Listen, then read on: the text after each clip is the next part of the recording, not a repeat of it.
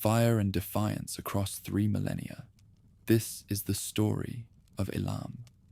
From the shadow of the Zagros mountains, a forgotten power forged a legacy that outlived its destruction. Discover how this Persian precursor built magnificent ziggurats, challenged mighty empires, and controlled trade routes connecting worlds.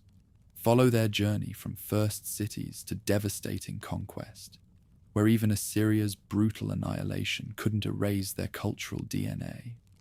Though their capital burned in 646 BC, their language, art, and architecture silently shaped the Persian Empire that followed. Experience how a vanquished civilization became the invisible foundation of greatness. At the edge of the world, known to the ancients, the Zagros mountains rose like a fortress of stone. Their ridges glimmered with snow even in summer. Their valleys stretched wide and green, and from their slopes poured waters that carved the plains into life.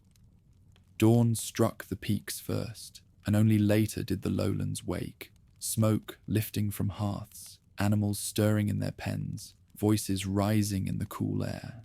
Out of these valleys, Elam was born. On the plain, Susa grew into a city of clay and fire.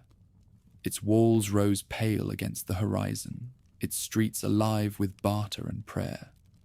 Merchants crowded the gates with donkeys laden with oil, grain, and hides, while temple servants carried baskets of offerings to the shrines of their gods. In Shushinak, guardian of Susa, received the first and the best, bowls of food, cups of wine, the blood of sheep poured out on altars beneath the open sky. From dawn to dusk, chants wound upward in the air, as steady as the toll of hammers on clay. Far to the east, in the highland valleys, Anshan took shape. Its position made it less a market than a citadel, perched among passes where mountain trails converged. Houses clung to the slopes, and great walls marked the power of those who ruled there. From this seat, the highland lords looked down on caravans that wound through the ridges, claiming their share of copper from mines, timber from forests, and stone hewn from quarries. Anshan grew larger with each passing generation, until it rivaled the might of Susa itself. Together, they became twin thrones, one in the plain, one in the hills, balancing each other in a pattern that endured for centuries. Trade bound these places to the wider world. Long lines of beasts carried barley and wool into the mountains, and returned with turquoise that glimmered blue as the heavens. Caravans pressed eastward too, where the cities of the Indus offered ivory, carnelian, and polished shells in exchange for silver. Markets swelled with voices from distant lands, words slipping across tongues that could not always understand one another, but found agreement in the weight of a measure or the gleam of a jewel. Susa became a place where strangers haggled side by side, where foreign fabrics touched Elamite wool, where the scents of spices mingled in the air like smoke on the wind. Within households, power was not always sealed by the father's hand alone. Daughters carried inheritance, sisters bestowed legitimacy, and queens stood as the bloodline through which dynasties claimed their rule. Men rode to war, yet it was often the women of their houses who ensured the right to reign, binding families together as firmly as mortar-bound bricks. A throne might rest on bronze swords and high walls, but it also rested on the name of a mother. As prosperity deepened, ambition spread. By 3100 BC, leaders pushed their reach outward across the Iranian plateau. Watchtowers crowned ridges that once belonged only to shepherds, and fortified posts rose along caravan roads. Tribute flowed inward from far places, swelling the storehouses of Anshan and Susa. Grain piled high, jars of oil stood stacked in rows, and timber beams from distant forests stretched across the ceilings of new halls. The land of Elam no longer survived on what the fields alone could yield. It reached into distant valleys, grasping whatever its people could draw into their grasp. Water, however, remained the true measure of power. The sky was fickle, sometimes generous with rain, sometimes cruel with drought. Rather than wait on chance, the Elamites cut through the earth itself. They tunneled into the mountainsides until underground rivers bled into channels of stone and clay. These Khanats brought hidden waters to the surface, feeding crops even in the hottest seasons. Fields of barley rippled gold against the wind, where once there had been only dust. To command water was to command life, and Elam learned to master both. Their devotion wove ties stronger than any rampart. Beneath sacred groves, men and women whispered prayers as the branches stirred overhead. On hillsides, fires burned on altars of clay, their smoke rising to the gods who watched from the stars. Pinikir, radiant among the constellations, was called upon for blessings.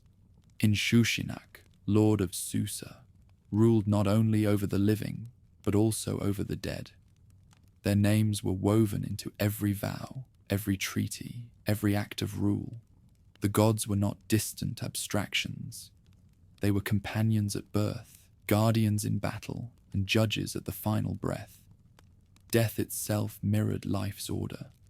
Rulers went to their graves with bronze blades, seals carved with images of lions and kings, and vessels filled with food for the road beyond. Common folk were buried with beads, combs, and small jars of oil. Each grave, whether lavish or modest, carried tokens of a belief that no life ended with the closing of the eyes, but continued in a journey that only the gods could guide. Signs of identity were everywhere. Men and women pressed small cylinders into wet clay, rolling out scenes of battles, hunts, and divine encounters. These seals, worn on cords around the neck, marked ownership, sealed agreements, and spoke for their bearers even in silence. To leave such a mark was to claim a place in the order of the world, to say, "This is mine, this is known, this will endure." By the end of the 3rd millennium, BC, Elam had stepped firmly into history. Villages had swelled into cities, markets hummed with voices from distant lands, gods had temples and groves, and rulers commanded with both sword and seal. Against the backdrop of Mesopotamia's great powers, the land of the highlands stood apart, neither imitator nor shadow, but its own creation. Nothing yet was carved in great stone steles. No epics yet thundered with the names of its kings. But in the press of markets, in the chant of prayers beneath sacred trees, and in the flicker of torchlight on mud-brick walls, Elam had already found its heartbeat. The kingdom of the mountains was awake, and it would endure. On the wide Susiana plain, where rivers meandered through fields of barley, a city rose that would become the pride of the highlands. Susa gleamed against the horizon like a jewel set in clay, its walls tall and pale, its gates busy with the press of traders and farmers. The air was thick with dust and incense, with the lowing of oxen and the calls of merchants hawking wares beneath the sun. This was no longer a cluster of huts huddled around a shrine. Susa had become a world unto itself, the first great city of Elam. The city's heart beat in its temples. Pilgrims entered courtyards where columns of mud brick stood as tall as trees, their walls painted in red and black, their altars bright with fire. Here, the goddess Pinikir was honored, a radiant figure linked with the stars themselves. By her side stood Inshushinak, guardian of Susa, whose name carried the weight of judgment over both the living and the dead. Worshippers brought baskets filled with grain, jugs of wine, and sacrifices of sheep or goat. Drums echoed through the courtyards. Flutes carried high notes across the rooftops, and the smell of burnt offerings mingled with the sweetness of date wine poured out in libation. Religion was not a ceremony for a chosen few. It was the thread that bound the city's days, marking the rhythm of sowing, harvest, birth, and burial. Around these temples rose the palaces of the lords, courtyards paved with clay tiles opened into chambers, where rulers received envoys and merchants alike. Columns painted with bright pigments supported ceilings draped with woven mats, while bronze lamps cast warm light over the faces of men, deciding the fate of the land. Here, kings and priests ruled together, their authority wrapped in the mantle of divine favor. Each decision, whether about trade or war, was spoken not only in the name of men, but also in the name of Inshushinak, the protector of the city. Markets stretched beyond the palaces, spilling into the streets. Donkeys staggered under loads of lapis lazuli, its blue shining like captured sky, brought from far Badakhshan to the east. Copper ingots gleamed against the sun.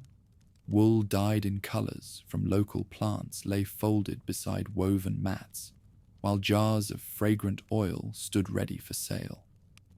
Caravans arriving from Mesopotamia carried textiles and fine pottery, and returned with timber from Elamite forests and silver mined in the hills. The plain of Susa had become a bridge between worlds, between the great cities of the Tigris and Euphrates, the mountains of Iran, and the distant Indus Valley far to the east.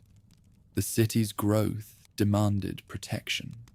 Walls encircled its heart, rising in concentric rings that gave Susa a fortress-like aspect.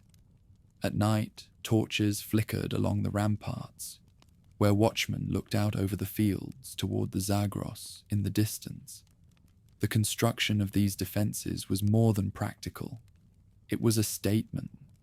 Susa was not a village vulnerable to raids, but a power in its own right, a city whose walls promised endurance.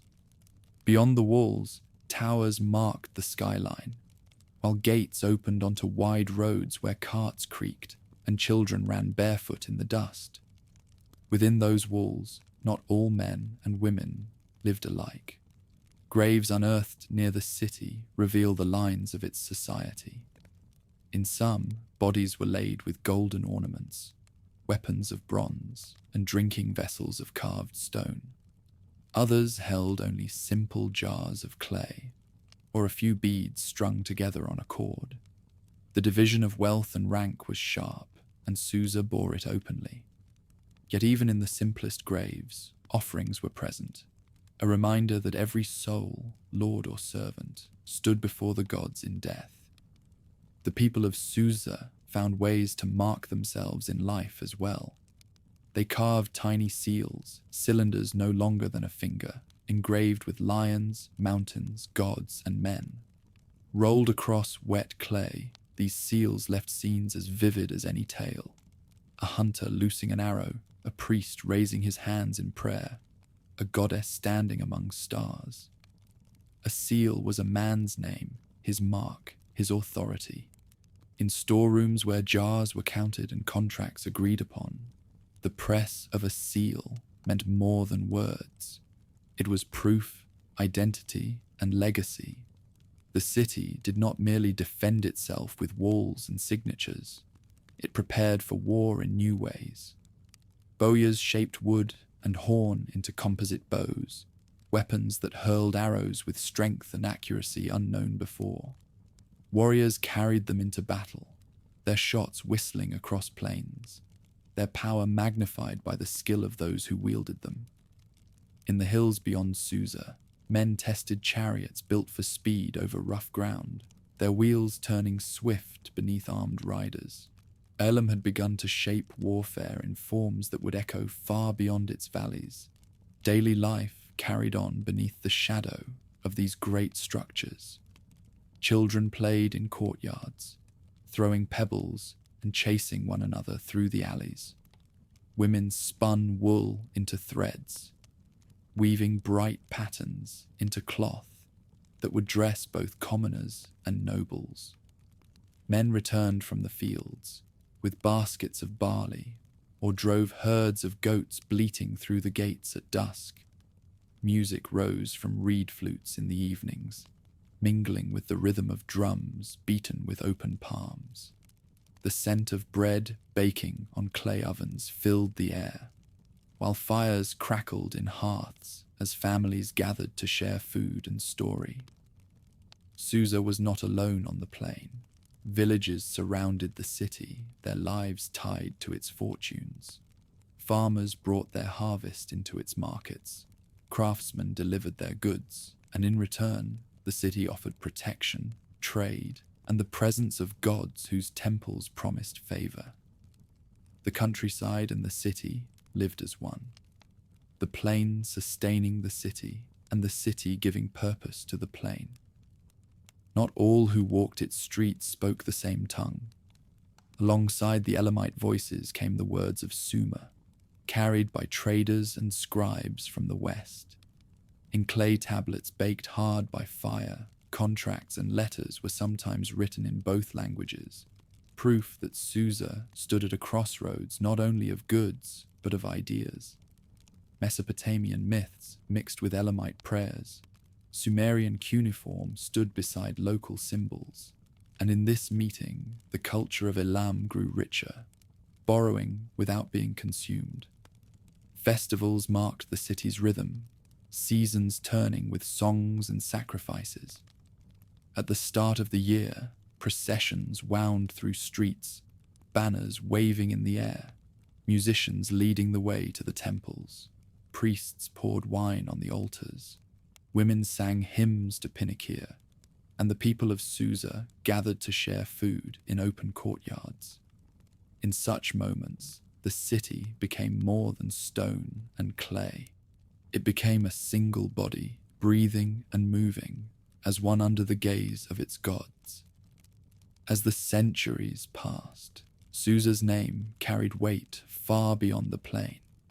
Kings of Sumer looked east and knew that to challenge Elam was to risk armies drawn from both mountain and valley. Diplomats came to its palaces, bringing gifts to secure peace or alliances. Rulers of neighboring lands recorded the name of Susa in their inscriptions, acknowledging its power. It was no longer a frontier town nor a trading outpost. It had become a capital, the beating heart of a kingdom whose pulse reached across mountains, deserts, and rivers. By 2200 BC, Susa stood as more than a city. It was a statement carved into earth and brick, a declaration that Elam had taken its place among the great powers of the age. Its temples echoed with the names of gods who would be remembered for centuries. Its walls still bore the marks of hands that shaped them against time. Its markets, its palaces, its shrines, all proclaimed the same truth. This was Elam's first great city, and through its gates passed the future of Persia before Persia. In the lands west of the Zagros, the cities of Sumer stood crowded along the rivers, like beads strung on a necklace of mud and reeds. Each was a power in its own right, boasting high temples and armies that clashed as often with each other as with their neighbors. Beyond their fertile fields lay Elam, rising in the highlands like a watchful neighbor, sometimes ally, sometimes adversary, always present. The two peoples could no more ignore one another than day could ignore night. The earliest tales of their encounters were written in Sumerian script, carved into tablets that named both kings and enemies. One such name was Enmebarajesi of Kish, remembered as one of the first rulers to lead an army eastward against the highlands. His march was not the last. The Sumerians looked to the mountains for stone and timber, for wealth and captives, and for the glory of subduing the untamed lands beyond their river valleys. The Elamites, for their part, resisted with a tenacity born of rough terrain and proud independence. From these first clashes was born one of the earliest recorded wars in human history. Such rivalry grew fiercer as power shifted in Mesopotamia. When Sargon of Akkad forged his empire in the 24th century BC, Elam lay in his path. Sargon's armies pressed eastward, determined to secure the frontier and break the independence of the highlands. Yet the Zagros valleys were not easy to conquer. Villages fortified themselves against the invader. Mountain passes closed, as if the earth itself resisted, and Elamite fighters harried the Akkadians with ambushes and swift raids. Though Sargon claimed victories, he could not extinguish Elam's strength. From time to time, there were truces. Naram-Sin, grandson of Sargon, made peace with the Elamites in a treaty that became one of the first formal agreements between states. It bound the highland rulers to his empire in name, yet it also acknowledged their autonomy. To carve such an agreement into clay was more than political convenience. It was the recognition that Elam was not a land to be broken and absorbed, but a power to be reckoned with.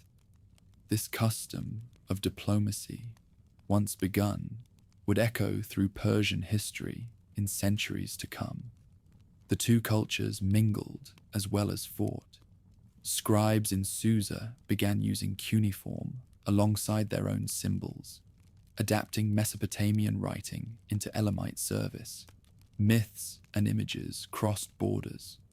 Mesopotamian heroes appeared on Elamite seals, while motifs of the mountains slipped into Sumerian art. In the markets of Susa, Akkadian merchants bargained in the same stalls where Elamite traders weighed copper and tin. On the battlefield they met as enemies, but in daily life their worlds intertwined. Elamite warriors earned a reputation far beyond their homeland. Mesopotamian kings hired them as mercenaries, drawn by their skill with bow and axe, their endurance on long marches, and their ability to fight in terrain where lowland soldiers faltered. These men carried with them not only weapons, but customs, shaping the way Sumerian armies fought. Chariots adapted for rough ground and archery tactics suited for ambush bore the mark of Elamite influence.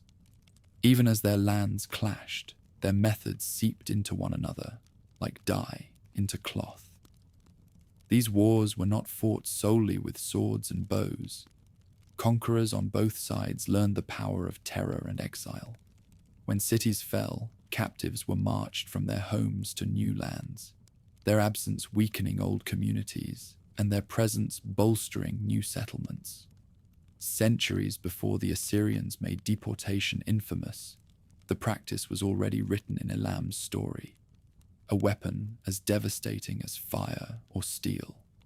Families torn from their valleys carried their gods, their songs, and their grudges into foreign soil, ensuring that the memory of conflict lingered long after the battles had ended.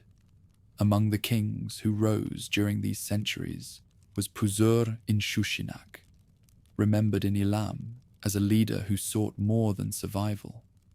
He dreamed of uniting the highlands and the lowlands into a single realm. For a brief moment, he seemed to succeed. From his throne, he commanded armies that struck deep into Mesopotamia, toppling cities and carrying their treasures back to Susa. His victories announced to the world that Elam was no longer content to defend itself. It could also conquer. Though his realm did not endure beyond his lifetime, the memory of his ambition would inspire future rulers who sought once more to challenge the powers of the rivers. The balance between Elam and Sumer swung back and forth with the generations. One year, the Akkadians boasted of victories carved into stone steles. Another year, Elamite raiders swept across the plains, burning temples and carrying off captives. Neither side could claim final triumph. Each remained too strong, too stubborn, too deeply rooted in its own land. They were locked together in a rivalry that forged both strength and identity, sharpening them as whetstones sharpen blades. By 2100 BC, the great Akkadian Empire had faltered, collapsing beneath the weight of invasion and rebellion. In its ruins, Sumerian city-states struggled to rise again, and Elam found new room to breathe. The Highland lords reasserted their independence, rebuilding their towns, restoring their gods, and preparing for the next chapter in their long duel with the West. Out of the smoke of wars, Elam endured, scarred yet unbroken. It had learned much in these centuries: how to fight as both defender and aggressor, how to balance war with diplomacy, how to borrow from neighbors without losing itself. In the clash of rivers and mountains, Elam defined itself, neither swallowed by Mesopotamia nor isolated from it. Theirs was a relationship of blows and embraces, of treaties signed and temples sacked, of blood spilled and customs shared. And so, the rivalry lingered like an unending storm. The Sumerians looked east and saw the mountains waiting, defiant as ever. The Elamites looked west and saw the plains, tempting, dangerous, never to be ignored. Between them lay the fragile space of treaties and trade, always threatened, never lasting. Theirs was not a story of victory and defeat, but of endurance, of two worlds locked in struggle that would shape the fate of both for centuries to come. Across the valleys of Elam, a new name began to carry weight: the Lords of Awan. Their dynasty rose in an age when Mesopotamia faltered, when the Akkadian Empire cracked under strain, and the Gutian tribes swept across the plains. Out of that chaos, Elamite rulers seized the chance to build something lasting. From their highland strongholds, they reached outward, binding towns and valleys into the first kingdom known by name in their history. The Awan kings ruled from both Anshan and Susa, balancing the twin hearts of their land. Their authority stretched across the Iranian plateau, binding mountain and plain through loyalty sworn, tribute delivered, and blood spilled in war. For the first time, Elam appeared not as scattered cities and clans, but as a dynasty recorded in the annals of its neighbors. Sumerian inscriptions spoke their names, sometimes as rivals, sometimes as allies, always as powers to be reckoned with. Among these rulers, none shone brighter than Puzur in Shushinak. His ambition exceeded the narrow valleys of his homeland. He dreamed of a kingdom unified, powerful enough to rival any on the plains. With armies drawn from highland fortresses, he struck deep into Mesopotamia, seizing towns, carrying treasures, and carving his triumphs into stone. To the Sumerians, his name became a shadow that loomed eastward, a reminder that the mountains were not passive lands to be plundered, but sources of power that could strike in turn. Puzur and Shushinak also left a mark beyond war. Under his hand, the scribes of Elam cast aside Mesopotamian cuneiform and turned once more to their own tongue. The linear Elamite script appeared in this age, brief but brilliant, written in bold signs unlike any other. Its symbols spoke directly in the language of the highlands, proclaiming independence from the cultures of the rivers. For a generation, the walls of Susa bore inscriptions not in Akkadian, not in Sumerian, but in Elamite words carved for Elamite ears. Though the script would fade, replaced again by cuneiform, it revealed the pride of a people determined to speak in their own voice. Life under the Awan kings was more than glittering halls and clashing armies. Excavations of their cities reveal streets laid with order, courtyards where officials weighed tribute, storerooms stacked with jars of oil and grain. These were not temporary camps, but planned settlements, marked by the hand of rulers who understood administration as well as conquest. The wealth of the highlands flowed into their centers: copper from mines, timber from forests, stone from quarries. From these resources, they raised walls, temples, and houses that declared Elamite strength to all who passed their gates. The dynasty also oversaw a society where power rested on a dual throne. Susa and Anshan balanced one another, each a capital in its own right, each representing a different face of the kingdom. The lowland city tied Elam to trade with Mesopotamia, its gates opening onto the plains. The highland seat commanded the passes and valleys, ensuring control over routes that reached deep into the Iranian plateau. Together, they formed a system that kept Elam stable, a model that future dynasties would inherit and adapt. Power for the Awan kings was not confined within their realm. Mesopotamian records recall them forging treaties and binding alliances through marriage. Alliances bound them to Sumerian dynasties, sometimes in friendship, sometimes in wary cooperation. A marriage might bring peace for a season, but peace rarely lasted. The lure of fertile plains and rich cities drew Elamite armies westward time and again, while Mesopotamian kings dreamed of pushing their banners into the highlands. When the Gutians swept into Mesopotamia after the fall of Akkad, Elam stood at the edge of the storm. Sometimes the highlanders fought alongside these raiders, striking towns already weakened by invasion. At other times, they clashed with them, defending their own valleys from Gutian incursions. In this age of shifting powers, the Awan kings proved resilient, able to bend when needed, to strike when opportunity came, and to survive when empires collapsed around them.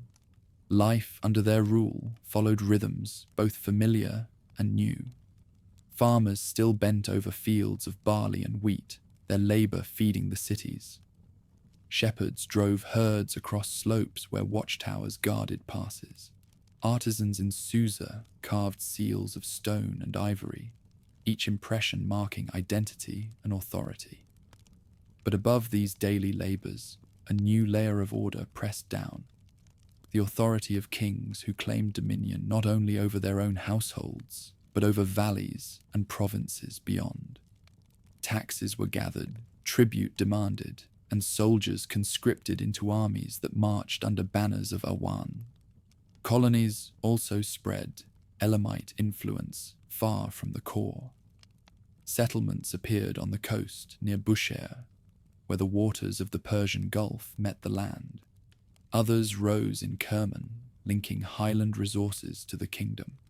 These outposts extended Elam's reach and secured its trade, ensuring that the dynasty's power did not rest solely on its two capitals, but radiated outward across the plateau. The achievements of individual rulers filled this age with stories. Some held power long enough to leave inscriptions naming their works. Others lived only in the records of enemies, mentioned as foes defeated in campaigns. Yet together they formed the first line of kings, whose dynasty carried continuity across generations. This was not the rule of a single conqueror, but of a family that maintained authority through succession, inheritance, and tradition.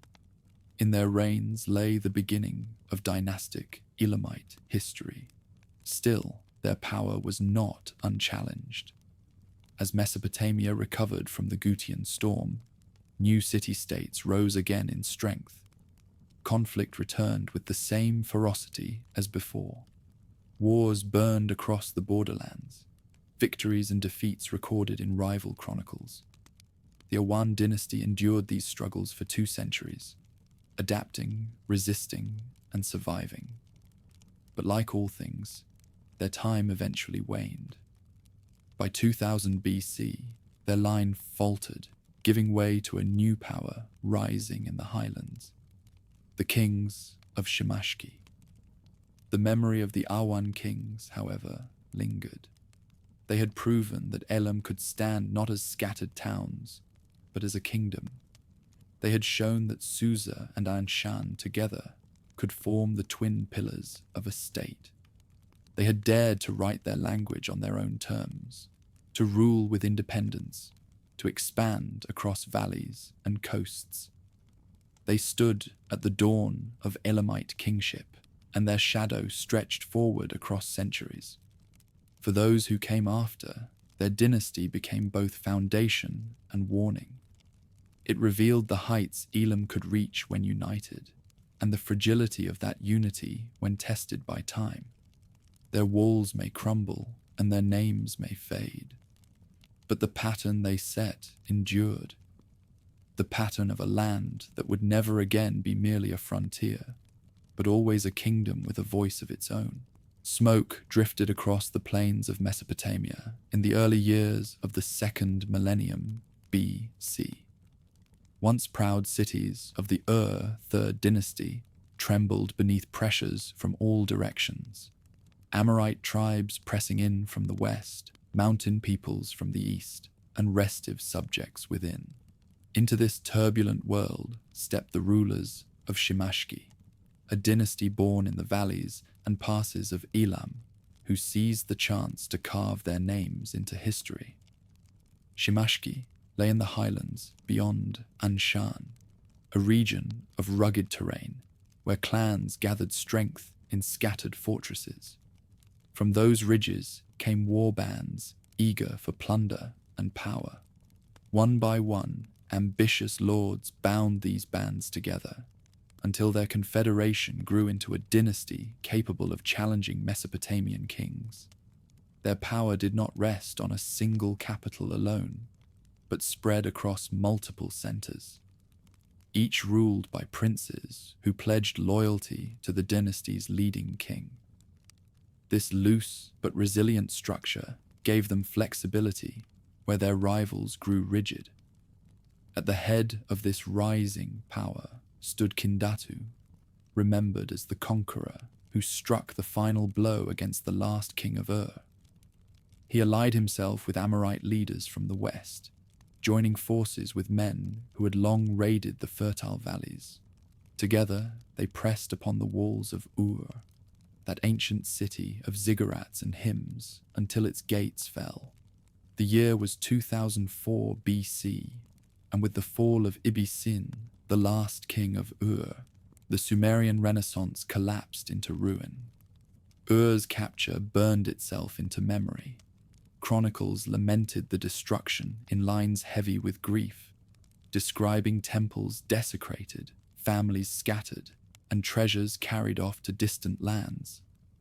Ibisin himself was taken in chains to Anshan, where he lived out his days in captivity, a broken remnant of Suma's glory.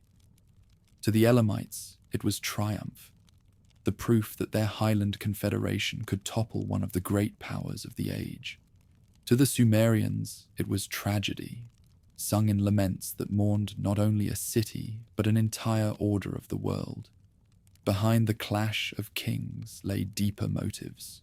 The southern trade routes that wound toward the Persian Gulf offered wealth too great to ignore. Whoever held them controlled the flow of copper, timber, and stone that moved northward into Mesopotamia. By striking Ur, the Shimashki kings seized access to these lifelines. What appeared to be vengeance or ambition was also strategy, control of commerce, command of the roads, mastery of the wealth that sustained kingdoms. Under Shimashki authority, the old Elamite customs endured.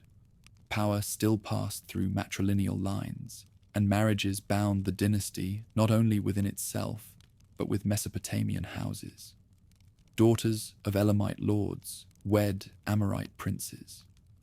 Mesopotamian brides crossed into highland courts. Such unions tied bloodlines together, cementing alliances that no treaty alone could secure. In their households, women held authority over estates and inheritance, while their names appeared in records beside those of their husbands and brothers. The dynasty's strength rested not only on royal courts, but also on its confederate structure. Multiple rulers governed different regions, each contributing warriors and tribute when called upon. This system allowed Shimashki to draw upon diverse resources without overextending a single city.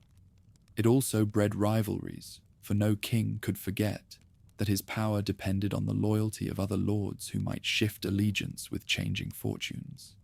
Yet for nearly a century, the dynasty maintained cohesion enough to keep Elam strong. Stories of conquest spread across the lands. Raiders from Shimashki struck deep into Mesopotamian heartlands, returning with caravans of captives and plunder. Villages emptied as their people were marched eastward into Elamite valleys, where they built, farmed, and served under foreign lords. At the same time, Elamite settlers moved west, establishing footholds in lands once ruled from Population shifted like sand in a storm, reshaping the map with every campaign. Even so, the Shimashki rulers were more than destroyers. They invested in their homeland, strengthening towns and fortresses, overseeing irrigation and trade. New routes connected their highlands with the Gulf Coast, ensuring that goods from distant lands flowed through Elamite hands. The dynasty's vision stretched beyond raiding. They sought to sustain dominion by building systems that endured after battles ended.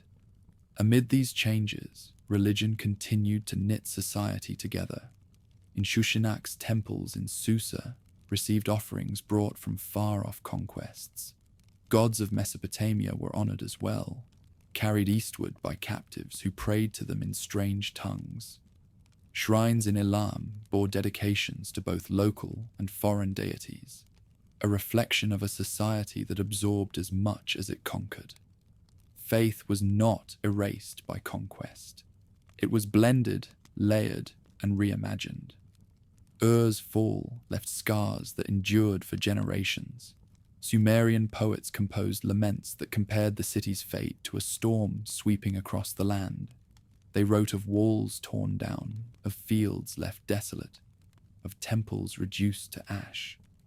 These laments carried sorrow across centuries, ensuring that the Elamites would forever be remembered in Mesopotamian memory as the destroyers of Ur. Yet within Elam itself, those same events were remembered as the moment their strength was proven, when the mountains humbled the rivers. As the years passed, the Shimashki dynasty weathered new challenges. Amorite powers, once allies, grew into rivals as they established kingdoms of their own across Mesopotamia. Tribes that had once stood beside Elam in battle now contested the same lands. The Confederation strained under these pressures, its balance of power tested by shifting loyalties. Still, for a century, it endured, a testament to the resilience of Elamite rule. By the end of the dynasty's reign, a new house was rising, the Sukkalmah, who would inherit Elam's mantle and reshape its politics. Yet the Shimashki era remained unforgettable. It was they who toppled they who marched Ibisin into exile, they who demonstrated that Elam could not only resist but dominate its neighbors. In their story lies the transformation of Elam from frontier raiders into a dynasty whose deeds echoed in laments, treaties, and memories for centuries. What remained after them was not only ruin, but precedent. They showed that alliances could topple empires, that trade routes were as precious as temples, that kingship could rest on a confederation rather than a single throne. They carved their legacy in the ashes of leaving behind both grief and inspiration. From their hands, the torch of Elamite power passed to new rulers, but the fire they kindled would burn long into the ages. When the kings of Shimashki faded into memory, a new order rose from Susa. The dynasty that followed called its rulers Sukkalmah, Grand Regents, a title unlike that of any other court. It marked a break with the past, a system where power did not sit in one pair of hands, but in a layered hierarchy: overlord, co-ruler, and governor. Together, they ruled as a triad, binding Elam into a structure that was at once complex and enduring. For 4 centuries, this system guided the highland realm, balancing ambition with cooperation. At the summit stood the Sukkalmah himself, master of Susa and Anshan, who held sway over the kingdom's armies and wealth. Below him ruled the Sukkal of Elam, a co-regent who shared authority and often served as heir. Beneath them governed the Sukkal of Susa, entrusted with the capital's daily administration. Power, succession, and duty flowed not in a single line, but in branches, ensuring continuity even when fate struck down one ruler. Brothers could rule beside one another. Sisters could secure inheritance through marriage, and the dynasty endured through shared blood and shared responsibility. From their palaces, these rulers extended Elam's reach further than ever before.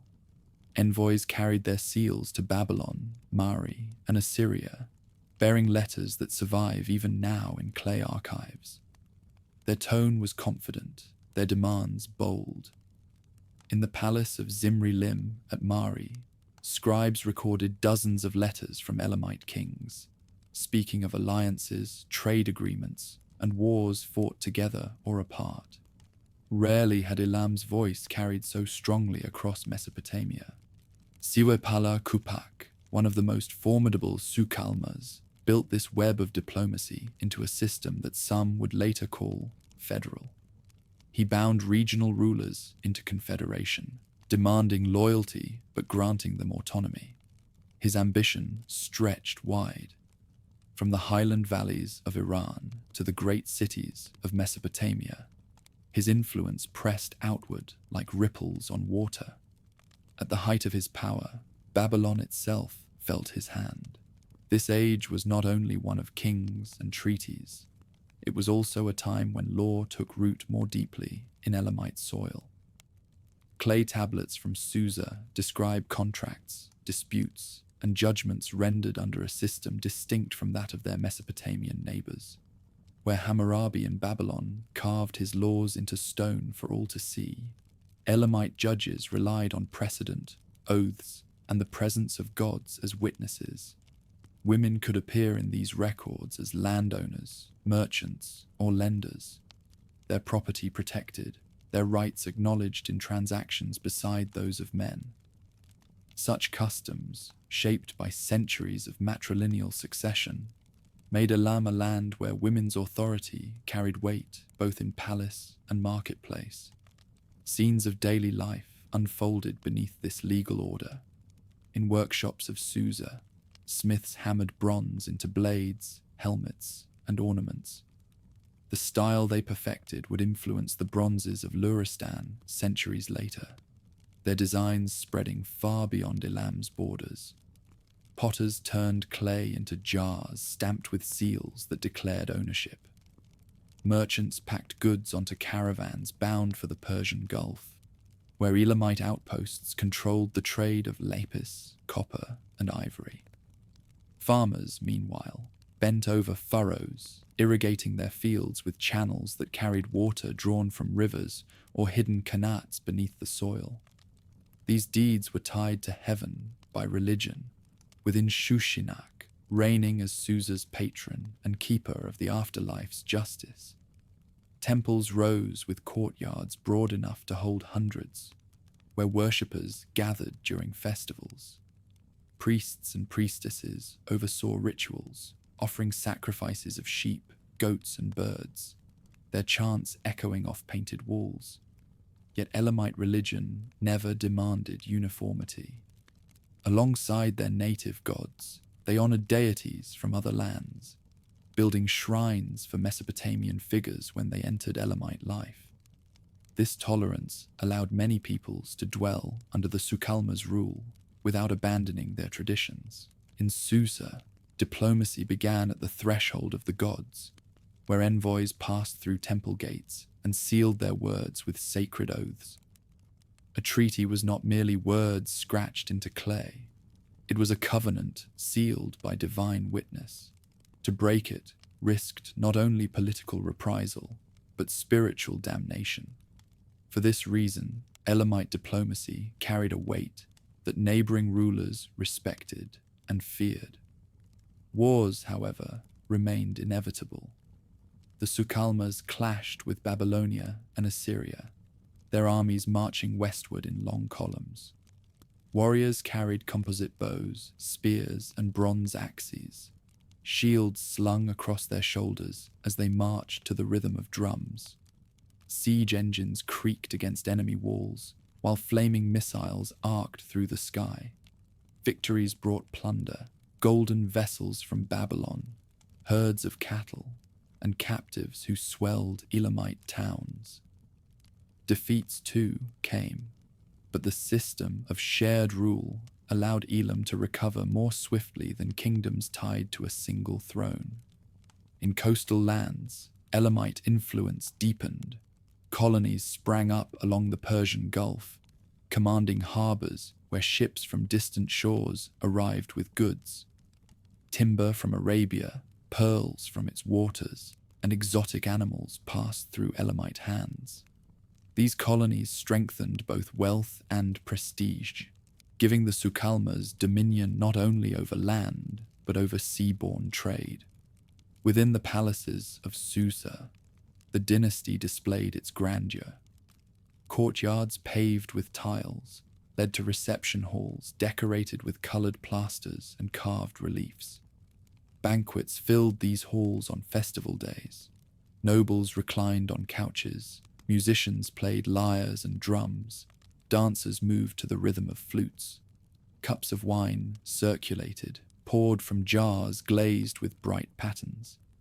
Amid this splendor, scribes recorded contracts, marriages, and decrees, pressing seals into clay to preserve the order of the kingdom. Behind the glitter of court life, succession required careful balance. Brothers sometimes ruled together, sisters married into powerful houses, and disputes flared when ambition outstripped tradition. Yet the system of layered authority prevented collapse. Even when a Sukkalmah died, his co-regent could step forward, his authority already established. This stability allowed the dynasty to endure for centuries, longer than many of its rivals to the west. Foreign rulers, too, recognized Elam's durability. Babylonian kings sent envoys with gifts to secure alliances. Assyrian lords weighed carefully whether to fight or negotiate. The archives of Mari, filled with letters exchanged with Elam, reveal a kingdom deeply enmeshed in the politics of its age. Rarely did a great decision in Mesopotamia occur without Elamite involvement, whether as ally, adversary, or broker of peace. The age of the Sukkalmahs saw artisans push their skills to new brilliance, adorning precious metals with stones of every hue. Artisans cast statues of bronze that depicted both human figures and animals sacred to Elamite faith. Textile workers wove garments of wool dyed in bright colors, traded as far as the cities of the Levant. These works traveled with caravans, spreading the fame of Elam's artistry beyond its borders. Ordinary people lived their lives beneath the shadow of this grandeur. Farmers sowed fields with barley and wheat, harvesting with sickles of bronze. Shepherds guided flocks along the ridges of the Zagros. Fishermen cast nets into rivers that shimmered in the sunlight. Children played in courtyards, chasing dogs or shaping clay into small figurines. At night, families gathered around hearths, listening to elders recount stories of kings, gods, and battles long past. Centuries passed under the rule of the Sukkalmahs, and still their system endured. Dynasties elsewhere rose and fell, their capitals burned, their names forgotten. Yet in Elam, the structure of overlord, co-ruler, and governor held steady, adapting to change, absorbing shocks, and passing authority from one generation to the next. This resilience gave Elam its longest age of stability thus far, and allowed its culture to flourish in ways that would shape the centuries to come. When at last their line came to an end, around 1500 BC, the Sukkalmahs left behind more than monuments or inscriptions. They left a model of governance that balanced ambition with order, family with state, and religion with law. Their rule had carried Elam into the heart of Mesopotamian politics, secured its influence on the Persian Gulf, and fostered a culture where women could inherit, artisans could thrive, and merchants could prosper. In their centuries of dominion, the Sukkalmahs transformed Elam from a kingdom of warriors into a federation of power, one that would be remembered long after its towers crumbled into clay. In the centuries after the Sukkalmahs had secured Elam's stability, the balance of power in Mesopotamia shifted once again. Far to the west, on the banks of the Euphrates, Babylon rose from a modest city to a kingdom whose ambitions matched the greatest empires of the past. Its ruler was Hammurabi, a man whose name would echo through ages, remembered not only for conquest, but for the laws he carved into stone. Against him stood Elam, no longer the confederation of raiders from earlier days, but a kingdom hardened by centuries of rule. When these two powers met, the clash shook the lands between mountains and rivers. Hammurabi inherited a realm hemmed in by rivals. Assyria to the north, Mari to the west, and Elam to the east. He was cautious at first, building alliances, striking only when advantage was certain. In those years, Elam often stood as both threat and bargaining chip in Mesopotamian politics. Its armies could tip the balance in wars among the lowland kings, and its rulers used that leverage well. From Susa came envoys carrying demands, promises, and veiled threats, their seals pressed into clay alongside those of Babylonia's scribes. For a time, Babylon and Elam coexisted uneasily. Letters from the archives of Mari reveal negotiations where Elamite rulers bargained for trade privileges and military support, while Babylon weighed whether friendship or enmity better served its purposes. Zimri-Lim of Mari often found himself caught between the two, seeking to mediate, fearing to provoke either. Such diplomacy held for a generation, but beneath the surface the current of rivalry grew stronger. Elamite armies still carried the weight of their highland heritage. Warriors marched with bows of wood and horn, shields slung across their backs, axes glinting in the sun. Chariots rumbled along plains, their wheels reinforced to withstand rough ground. Commanders relied on swift raids and sudden strikes, tactics learned from mountain warfare, which often confounded lowland armies used to set-piece battles. Yet Hammurabi was a master of adaptation. He studied his enemies, learned their methods, and forged an army disciplined enough to meet Elamite ferocity head-on. The decisive clash came in 1764 BC. Hammurabi allied with Mari against Rimzin of Larsa, who had called on Elamite aid. Elamite warriors crossed the Tigris to join Rimzin's forces, confident that their strength would once again tip the balance of Mesopotamian struggles. But Hammurabi struck with precision. At the battle that followed, Babylonian troops broke the coalition, scattering Rimzin's forces and driving the Elamites back across the frontier. For the first time in generations, Babylon had bested Elam, not through negotiation, but on the open field of war. Accounts speak of siege engines battering against walls, of rivers diverted to flood enemy positions, of trade routes cut until cities starved. Hammurabi understood that war was not fought only with weapons, but with control of resources. Grain shipments were blocked, caravans intercepted, and Elam found itself strangled not by defeat in battle alone, but by economic pressure. Villages that once traded freely across the plains now hesitated, fearing Babylonian reprisal. Wealth that had flowed into Susa began to dry, and discontent murmured among those who had long relied on such trade. Still, Elam was not crushed. Defeat on the battlefield forced its rulers to retreat into their highland strongholds, but from there they endured, as they always had. Babylon could dominate the plains, But the mountains remained stubborn. Armies that ventured too far into the Zagros found themselves harried by ambushes, their supply lines severed, their victories fleeting. Hammurabi may have won glory, but Elam remained unbowed in its heartland. Diplomacy resumed, sharper than before. Babylon demanded submission, Elam insisted on independence, and neighboring kingdoms maneuvered between them. Refugees fled back and forth, some from Babylon seeking shelter in the highlands, others from Elam driven west by famine or fear. Entire families crossed borders with only what they could carry, swelling the population of towns unprepared for such arrivals. The movement of people, as much as the clash of armies, defined this age. In Susa, rulers sought to preserve strength by turning inward. They reinforced city walls, repaired canals, and gathered craftsmen to sustain the economy, even as trade faltered.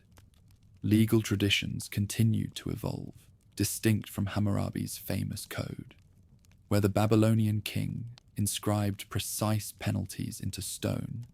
Elamite law often remained rooted in custom, administered through local judges who weighed cases with the gods as witnesses. Compensation payments, inheritance rights, and contracts recorded in both Elamite and Akkadian show a society determined to endure regardless of external pressure. Faith remained a shield of resilience and belonging. When Inshushinnak's festivals came, Susa overflowed with chants and parades that bound the city to its guardian deity. Rituals for Pinakia, radiant goddess of the stars, reminded the people that their destiny was tied not only to earthly kings, but to eternal powers. Even in the shadow of Babylonian triumphs, Elamite priests proclaimed that their gods still watched over them, that no foreign ruler could sever that bond. Unexpected channels carried culture across borders. Babylonian captives bore Elamite ways with them, just as Mesopotamian prisoners brought their customs into Elam's valleys. Stories, songs, and designs passed along with them. Pottery styles blended, religious symbols crossed borders, and new words crept into both languages. Even in war, peoples mingled, leaving behind legacies more enduring than treaties or campaigns. Elam's survival depended not only on endurance, but on adaptation. Highland lords reorganized their confederation, shifting alliances and emphasizing autonomy for local rulers who could defend their own valleys. This decentralization allowed Elam to survive repeated Babylonian offensives. When Hammurabi died in 1750 BC, his successors inherited a strong empire, but also the burden of containing a neighbor who refused to vanish. Elam re-emerged from its retreats, reclaiming trade routes, forging new alliances, and proving that no single defeat could erase centuries of resilience. The rivalry left marks on both sides. Babylon remembered Elam as a dangerous neighbor, capable of sudden violence and persistent defiance. Elam remembered Babylon as a rival too powerful to ignore, yet never strong enough to annihilate. Between them stretched a frontier alive with watchtowers, fortified towns, and restless armies. For generations, this border would remain a place of tension, shaping both kingdoms' destinies. Daily life carried on amid the uncertainty of war. Farmers still sowed barley in fields watered by ancient khanats. Traders still led caravans across mountain passes, though they now traveled with heavier escorts. Artisans continued to carve seals, their cylinders rolling out scenes of gods, kings, and battles, perhaps reflecting the turmoil of their times. In homes of mud brick and reed, families whispered prayers for peace, while preparing their sons for the inevitability of war. What Hammurabi's victory ensured was not Elam's destruction, but Babylon's supremacy over Mesopotamia. For the first time, the rivers were united under one crown, and Elam stood as the outsider, forced to contend with a neighbor stronger than any before. Yet the highlands had taught endurance. Generations of Elamites knew that plains kings came and went, empires rose and fell, but the mountains remained. From those slopes, Elam would rise again, as it had so many times before. Thus ended an age not of conquest, but of collision. Babylon, under Hammurabi, secured dominance, carving his laws and victories into stone for all to see. Elam, scarred but unbroken, retreated into its strongholds, biding its time until fortune shifted once more. Between them lay a landscape of ruined cities, disrupted trade, mingled peoples, and lessons hard learned. It was a struggle without final victory, a contest of endurance that would continue as long as rivers flowed west of the Zagros, and men dreamed of empires across the plains. Storms of war had swept across the Near East for centuries, yet Elam endured.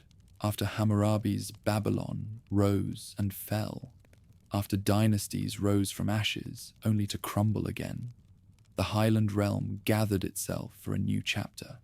From Anshan and Susa came rulers who reshaped the kingdom once more, launching what historians later called the Middle Elamite period. This was an age of renewal, when Elamite kings expanded their reach, raised temples that still astonish, and bound their gods and people in tighter bonds than before. From the start, the new dynasty ruled with a vigor that set it apart. Kings took titles that emphasized dominion not only over Elam, but over the highlands and lowlands together. Their proclamations spoke of divine favor and earthly conquest in equal measure. Inshushinak remained the guardian of Susa, but other deities too gained prominence, their temples rising across the land. Through stone and brick, these kings announced their authority, claiming both heaven's sanction and the right to command men. Expansion marked their ambition. Armies marched into the Iranian plateau, establishing control over valleys and fortresses that had once stood beyond their grasp. Settlements multiplied, swelling into towns with walls, marketplaces, and temples. Population grew, sustained by irrigation systems that spread water further than ever before. Canals cut across the land like veins, feeding fields of barley, wheat, and dates. In the highlands, herds of cattle and flocks of goats grazed on slopes claimed in the king's name. Strength also demanded rivalry. To the west, Kassite Babylon held sway, a dynasty that had endured for centuries. Relations with the Kassites alternated between wary peace and open conflict. Treaties were signed, marriages arranged, but armies too crossed the border in pursuit of advantage. Elamite kings raided Kassite lands, seizing captives and treasures. In turn, Kassite forces struck back, burning towns and challenging Elamite fortresses. The struggle between highland and lowland was never resolved, but it hardened both, ensuring that neither could rest easy. Inshushinak's temple at Susa became the beating heart of this new age. Kings poured resources into its construction, raising walls higher, decorating them with glazed bricks that caught the sunlight in dazzling colors. Courtyards stretched wide, filled with worshippers during festivals. Priests offered sacrifices, while musicians played drums and flutes, their sounds echoing against painted walls. Smoke rose from altars, carrying the scent of burning flesh and incense to the sky. In such ceremonies, rulers declared themselves chosen by the gods, protectors of a realm both sacred and earthly. This was a time when royal ideology deepened, and kings styled themselves as caretakers of their people, preservers of balance and blessed of the divine. In inscriptions, they listed victories in war, donations to temples, and blessings received from the gods. Their words sought not only to record, but to proclaim, to shape memory itself. By presenting themselves as both conquerors and pious servants, they wove a story of legitimacy that reached every corner of their realm. With their patronage, metalwork reached new heights, bronze smiths crafting arms of unmatched durability and elegance. Swords, axes, and spearheads left their forges with designs that combined deadly function with intricate decoration. Armor, too, was fashioned, offering protection that earlier warriors could only dream of. These advances did more than serve armies. They influenced cultures far beyond Elam, feeding into the artistic traditions of Luristan and beyond. The achievements of the age were preserved by Elamite scribes in many languages, with documents written in Elamite, Akkadian, and Sumerian, centuries beyond the fall of Sumer's last ruler. Such multilingualism reflected both pragmatism and pride. It allowed rulers to communicate with neighbors while preserving their own tongue. In these records lie glimpses of an administration sophisticated enough to govern a realm that spanned mountains, plains, and trade routes stretching from the Indus to Mesopotamia. Stories of Gilgamesh and other Mesopotamian heroes also found their way into Elamite circles, yet they did not remain unchanged. Elamite versions adjusted tales to their own sensibilities, weaving foreign myths into local traditions. In this way, culture was not imported but adapted, reshaped to suit the people of the highlands. Literature, art, and religion merged into a tapestry that was unmistakably Elamite, even when its threads came from abroad. This era saw horses rise in prominence, breeding programs shaping animals fit for battle's speed and travel's endurance. Cavalry units added new speed to Elamite armies, while chariots became symbols of power displayed in parades as well as on battlefields. Their presence altered warfare, giving kings the ability to strike with sudden force across plains once thought too vast to control. Urban life thrived. Susa swelled with workshops, markets, and neighborhoods crowded with families. Anshan too grew, its highland terraces filled with houses, granaries, and temples. Craftsmen plied their trades, jewelers setting lapis into gold ornaments, weavers producing cloth dyed in brilliant colors, potters shaping jars painted with swirling patterns. In every alley, the hum of work mingled with the cries of merchants and the laughter of children. The visibility of women endured, with inheritance and ownership still theirs, and their role in succession as firm as before. Records speak of women managing estates, lending silver, and participating in trade.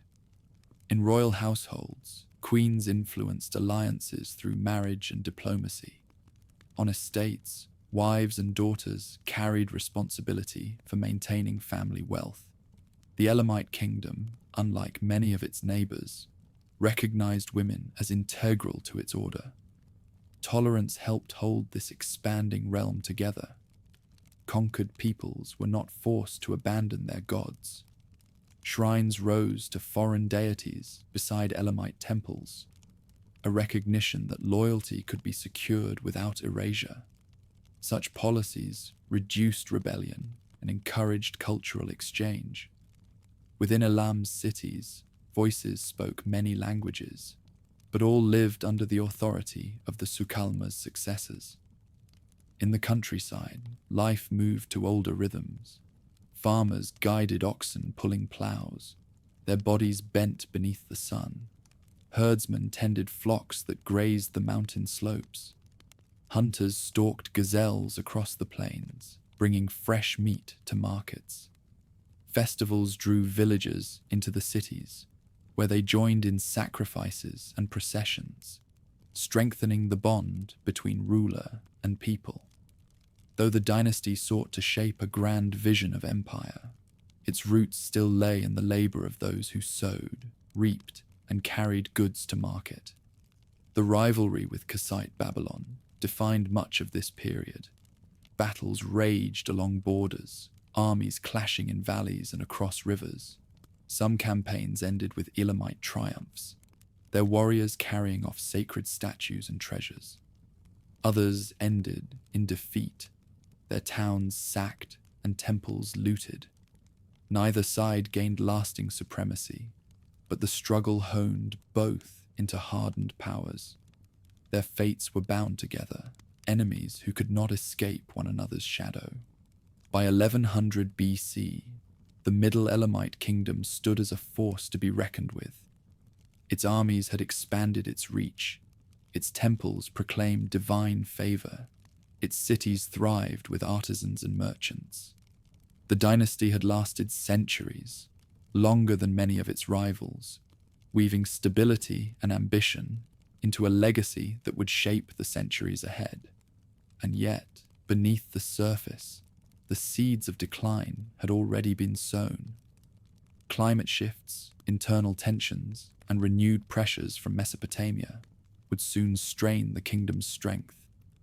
For now, however, Elam stood proud, its kings proclaiming dominion from mountain to sea, its gods honored in temples that glimmered beneath the sun, its people bound together in a realm that had proven, again and again, its resilience against the tides of history.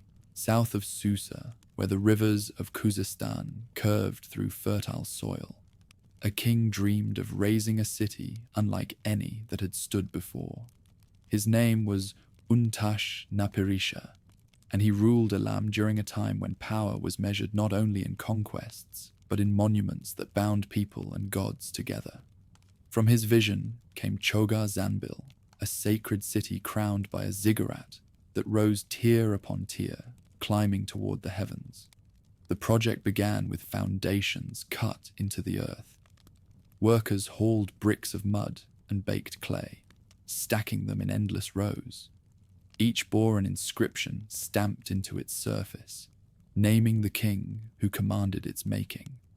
Thousands upon thousands of bricks carried his words, ensuring that no wall or step of the ziggurat could exist without bearing his mark.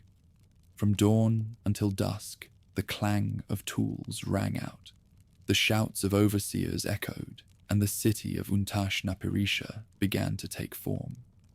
At its center rose the great ziggurat, dedicated to Inshushinak and Napirisha, gods who stood as pillars of Elamite faith. Step by step, the structure climbed higher, 5 terraces stacked one atop another, each faced with gleaming brick.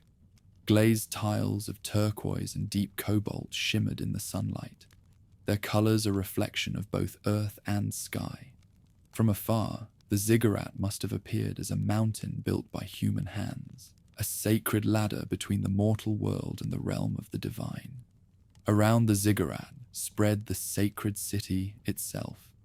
Streets stretched outward in careful order, lined with temples to Elamite gods and foreign deities alike.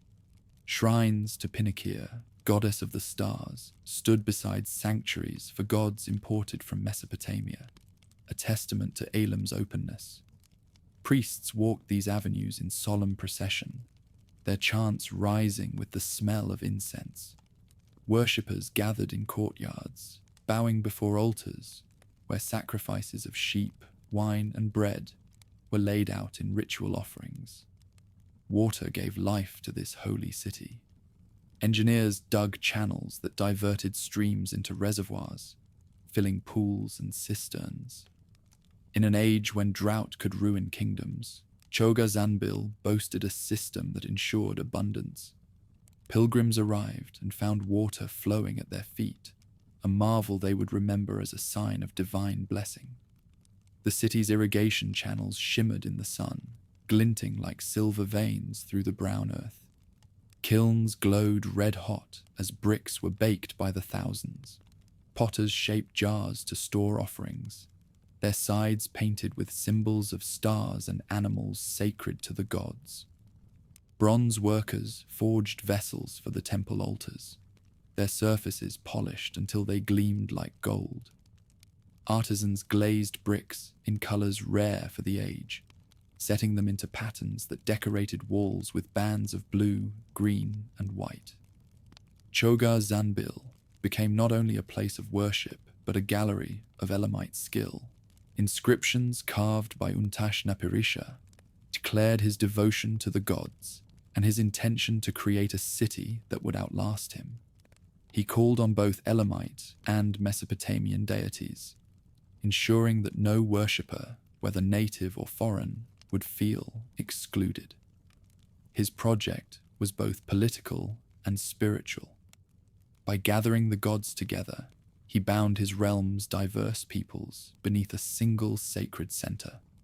Pilgrims from across the land journeyed there, bringing offerings and loyalty to the king who had built a new home for the divine. The ziggurat's terraces became the stage for grand ceremonies. Processions climbed its steps, priests carrying statues of the gods, singers chanting hymns, and drummers beating rhythms that echoed across the plain. At the summit, sacrifices were offered, the smoke rising high above the city. From miles away, shepherds in the fields could see the smoke and know that prayers were being carried upward, linking earth to sky. The sight of the great ziggurat reminded all who looked upon it that Elam's kings were chosen not only to rule men, but to serve the gods. Even so, the project was never finished. Though the ziggurat still towers, evidence suggests its construction halted before completion. Perhaps the king's death ended his vision, or perhaps the strain on resources proved too great. The reasons remain hidden, but the city as it stands speaks of ambition cut short. Chogha Zanbil, vast and magnificent, became a monument to both human devotion and human limitation. Despite its incomplete state, the sacred city endured as a center of worship. Pilgrims continued to arrive, priests continued their rituals, and the walls stood firm against the centuries. Even after Untash-Napirisha was gone, his city remained a living testament to his reign, a place where the gods still received prayers and offerings, long after his body had returned to dust. Beyond the city, Elamite expansion continued. Armies marched into Mesopotamia, pressing against Kassite Babylon and Assyrian towns. Campaigns carried Elamite banners across valleys, and victories brought home statues, treasures, and captives. Some of these spoils were placed in Chogha Zanbil's temples as offerings, proof that the gods favored Elam's conquests. War and religion intertwined. Victories on the battlefield were celebrated with ceremonies at the ziggurat, binding divine favor to earthly triumph. Daily life in the sacred city carried on in quieter tones. Children ran through courtyards, their laughter echoing off temple walls. Merchants set up stalls outside the sacred precinct, selling bread, dates, and trinkets to visiting pilgrims. Women spun wool in shaded courtyards, their hands working threads that would become garments for priests. Farmers brought grain from surrounding fields, their carts rattling through city gates, their offerings poured into storehouses destined for temple rituals. Among the innovations of the city were its glazed bricks, some of the earliest of their kind. Shards found within its ruins reveal a mastery of color and technique that would later influence Persian architecture at Susa and Persepolis. Brilliant blues and greens decorated the walls, shining even after centuries of sun and rain. These were not mere building materials.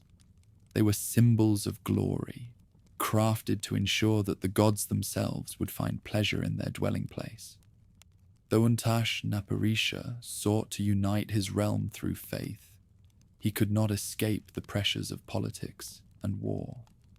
Rivals in Mesopotamia looked eastward with suspicion, and Elamite expansion drew the envy of neighbors.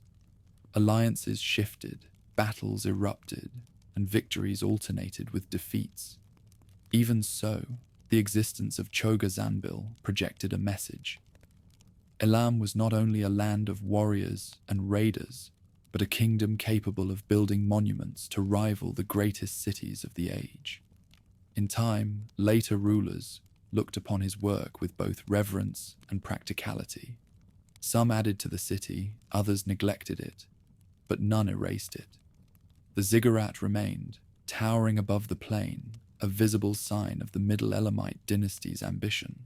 Travelers who saw it carried stories of its grandeur far across the land, spreading Elam's fame in ways armies alone could not achieve. As centuries passed, Chogha Zanbil became woven into memory. Its terraces, its temples, its colors, all proclaimed the vision of a king who sought to gather gods and men in one sacred city. Even incomplete, it stood as one of the greatest architectural achievements of its age, surpassing many rivals in scale and ambition. Untash-Napirisha's name survived not because of conquests alone, but because he dared to dream in brick and clay, to shape faith and politics into walls that touched the sky. When his reign ended and his successors turned their eyes once more to war, the city remained, silent but enduring. Its towers watched the seasons turn. Its shrines echoed with prayers long after their builder was gone. To this day, Chogha Zanbil whispers of an age when Elam reached for heaven, when kings bound gods and people together in a vision carved from mud brick and faith. Summer winds blew across the plains of Mesopotamia, carrying dust over the walls of Babylon. For centuries, Kassite kings had ruled there, patient and enduring, their dynasty surviving longer than any that had come before. Yet from the east, beyond the Zagros, a new threat stirred. Elamite kings, heirs of Untash-Napirisha's sacred vision, gathered their armies and set their sights on Babylon itself. What followed would be remembered as one of Elam's greatest triumphs. Shutruk-Nahunta led the charge. His banners rose over columns of warriors armed with bronze-tipped spears and bows strung from horn and sinew. Chariots rattled across the plains, their wheels reinforced with metal, carrying archers who loosed volleys into enemy ranks. Step by step, his army pressed westward, cutting through towns and fortresses that had long guarded Babylon's approaches. Villages surrendered or burned. Temples fell silent as idols were carried off to Susa.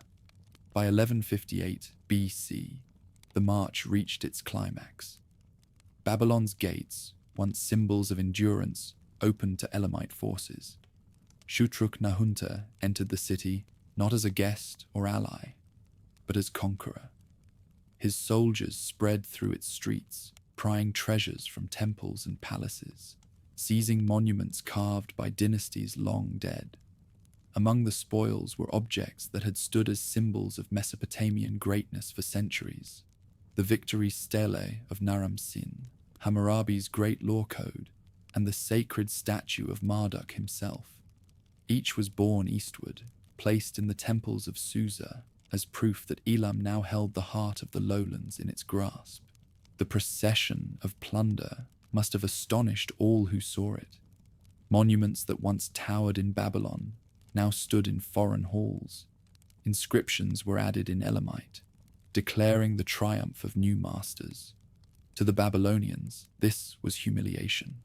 To the Elamites, it was vindication, a sign that centuries of rivalry had ended in their favor. Babylon, long a thorn in their side, now lay beneath their feet. Shutruk-Nahunta did not reign alone. His sons, Kutir-Nahunta and Shilhak-in-Shushinak, joined him in campaigns that carried Elamite banners deeper into Mesopotamia. Together they ruled as conquerors, dividing responsibilities, reinforcing victories, and ensuring that Babylon's submission was no passing moment. Cities of the Diyala region fell beneath their armies. Fortresses toppled, and tribute poured into Elamite hands. The dynasty seemed destined to carve an empire that would rival Sargon's of old. In Susa, celebrations honored both gods and kings. Temples filled with treasures carried from Babylon. Offerings laid before Shushinak and Napirisha as thanks for divine favor. Priests led processions through crowded streets, chanting hymns that praised both deities and the human hands that had delivered victory. Citizens feasted on meat and wine, their voices raised in songs that recalled battles fought and cities taken. For a time, Elam basked in glory, its rulers hailed as lords not only of mountains, but of rivers. Everyday life reflected the influx of wealth. Artisans shaped new works from the gold and silver seized in conquest. Jewelers reset gemstones looted from Mesopotamian treasuries, giving them Elamite patterns. Scribes copied inscriptions onto tablets, recording both the victories of their kings and the spoils taken from Babylon. Merchants thrived as trade routes reopened under Elamite control, their caravans laden with goods bound for distant markets. Even farmers felt the change, as royal granaries filled with grain, levied as tribute from conquered towns. Yet triumph carried its dangers. Babylon's defeat was not the end of its story. Humiliation hardened its will, and neighboring powers eyed Elam with suspicion. Assyria, always watchful, grew wary of a highland kingdom that could march into Babylon itself.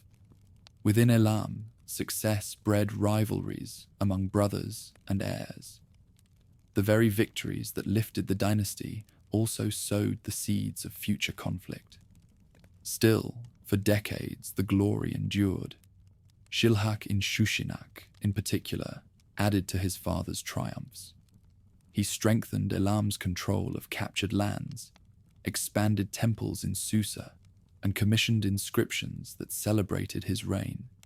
His campaigns carried him deep into Mesopotamia, striking fear into cities that once dismissed Elam as a mountain frontier. Wherever his armies went, they left behind a trail of broken walls and offerings carried eastward. The memory of this era clung to both victors and vanquished. In Babylon, laments were sung of the time when Marduk's statue was carried away, when the heart of the city seemed to beat no more. In Elam, songs of triumph proclaimed that their gods had proven stronger, their kings more favored. These stories shaped how each people remembered the other. For the Babylonians, Elam became the destroyer. For the Elamites, they had finally humbled the lowlands. In the streets of Susa, children grew up beneath monuments their ancestors had not built. They looked on Hammurabi's stele and Naram Sin's victory stone not as foreign trophies, but as part of their own heritage, absorbed into Elamite tradition. Sacred and secular blended in those halls, as plundered objects took on new meanings in the service of new masters. The triumphs of Shutruk-Nahunte and his sons reached further than their lifetimes. They proved that Elam, so often underestimated, could dominate Mesopotamia when opportunity aligned. Their victories secured wealth, prestige, and a place in the chronicles of kings. Even centuries later, Babylonian texts remembered the sack with bitterness, while Elamite inscriptions recalled it with pride. By the mid-12th century BC, however, the tide began to turn. Babylon recovered, alliances shifted, and Assyria grew stronger. Elam's hold on the conquered lands weakened, and its kings found themselves defending what they had gained rather than pressing further.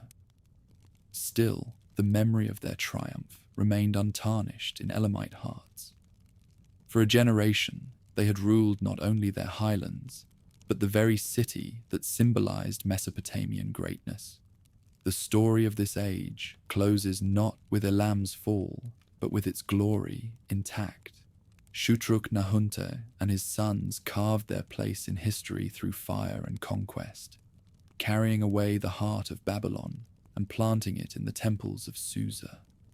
Though the triumph could not last forever, its echo endured, a reminder that mountain kings could descend upon the plains and rewrite the fate of nations. Autumn winds swept across Susa's walls, carrying with them a silence that had not been heard in generations. Where once processions filled the streets with drums and hymns, the sound now echoed thinly, as if the city itself held its breath. The age of Shutruk-Nahunta and his triumphant sons had passed, and with it the confidence that Elam could march westward at will. In its place came uncertainty, as power ebbed away and new storms gathered from beyond the Tigris. Victories that had filled the temples with plunder began to fade into memory. Treasures from Babylon still stood in courtyards. Inscriptions still proclaimed past triumphs, but the energy that had built them was gone. Internal rivalries split the royal house, brothers and cousins quarreling over succession. Their disputes whispered in palace halls and shouted in city squares.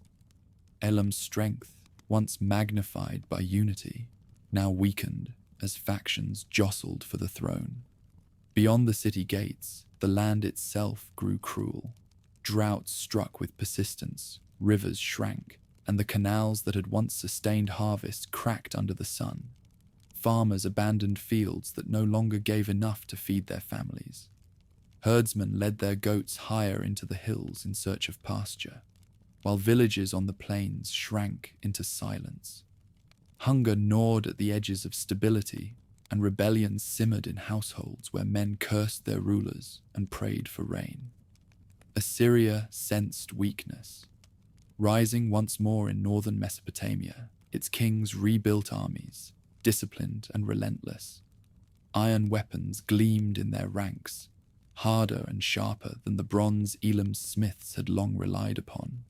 With iron-tipped spears and arrows, Assyrian soldiers cut through enemies who once resisted them. Their campaigns carried them down the Tigris, and Elam's borderlands became targets for raids and intimidation. Villages near the frontier bore the brunt. Smoke rose from homesteads put to the torch. Families fled into the hills, and survivors told of Assyrian soldiers marching with relentless precision. Captives were driven westward in chains, leaving behind empty lands. Fear spread quickly. Towns fortified themselves as best they could, walls patched with whatever stone or timber could be found, but no defense seemed high enough to stop the growing power from the north. Inside Elam, the great cities still stood, but their confidence faltered. Susa endured, its temples tended, its ziggurat looming above the plain, yet the crowds that once filled its markets thinned. Anshan, perched in the mountains, remained fortress and refuge, but its influence no longer extended as it once had. The delicate balance between highland and lowland, which had sustained Elam for centuries, began to tilt under strain. Darkness fell, not only on the land, but on memory itself. Fewer inscriptions were carved, fewer records left behind. Where once kings proclaimed victories and piety in stone, now silence stretched across decades. Archaeologists centuries later would call this the Elamite Dark Age, but for those who lived it, it was simply hardship without glory, endurance without triumph. Forgetting itself seemed to settle over the land, as though kings had nothing left worth carving into brick. New peoples pressed in from the east. From the Iranian plateau came waves of tribes, Persians and Medes among them, who slipped into valleys once held firmly by Elamite lords. They did not yet command kingdoms, but their presence shifted the balance.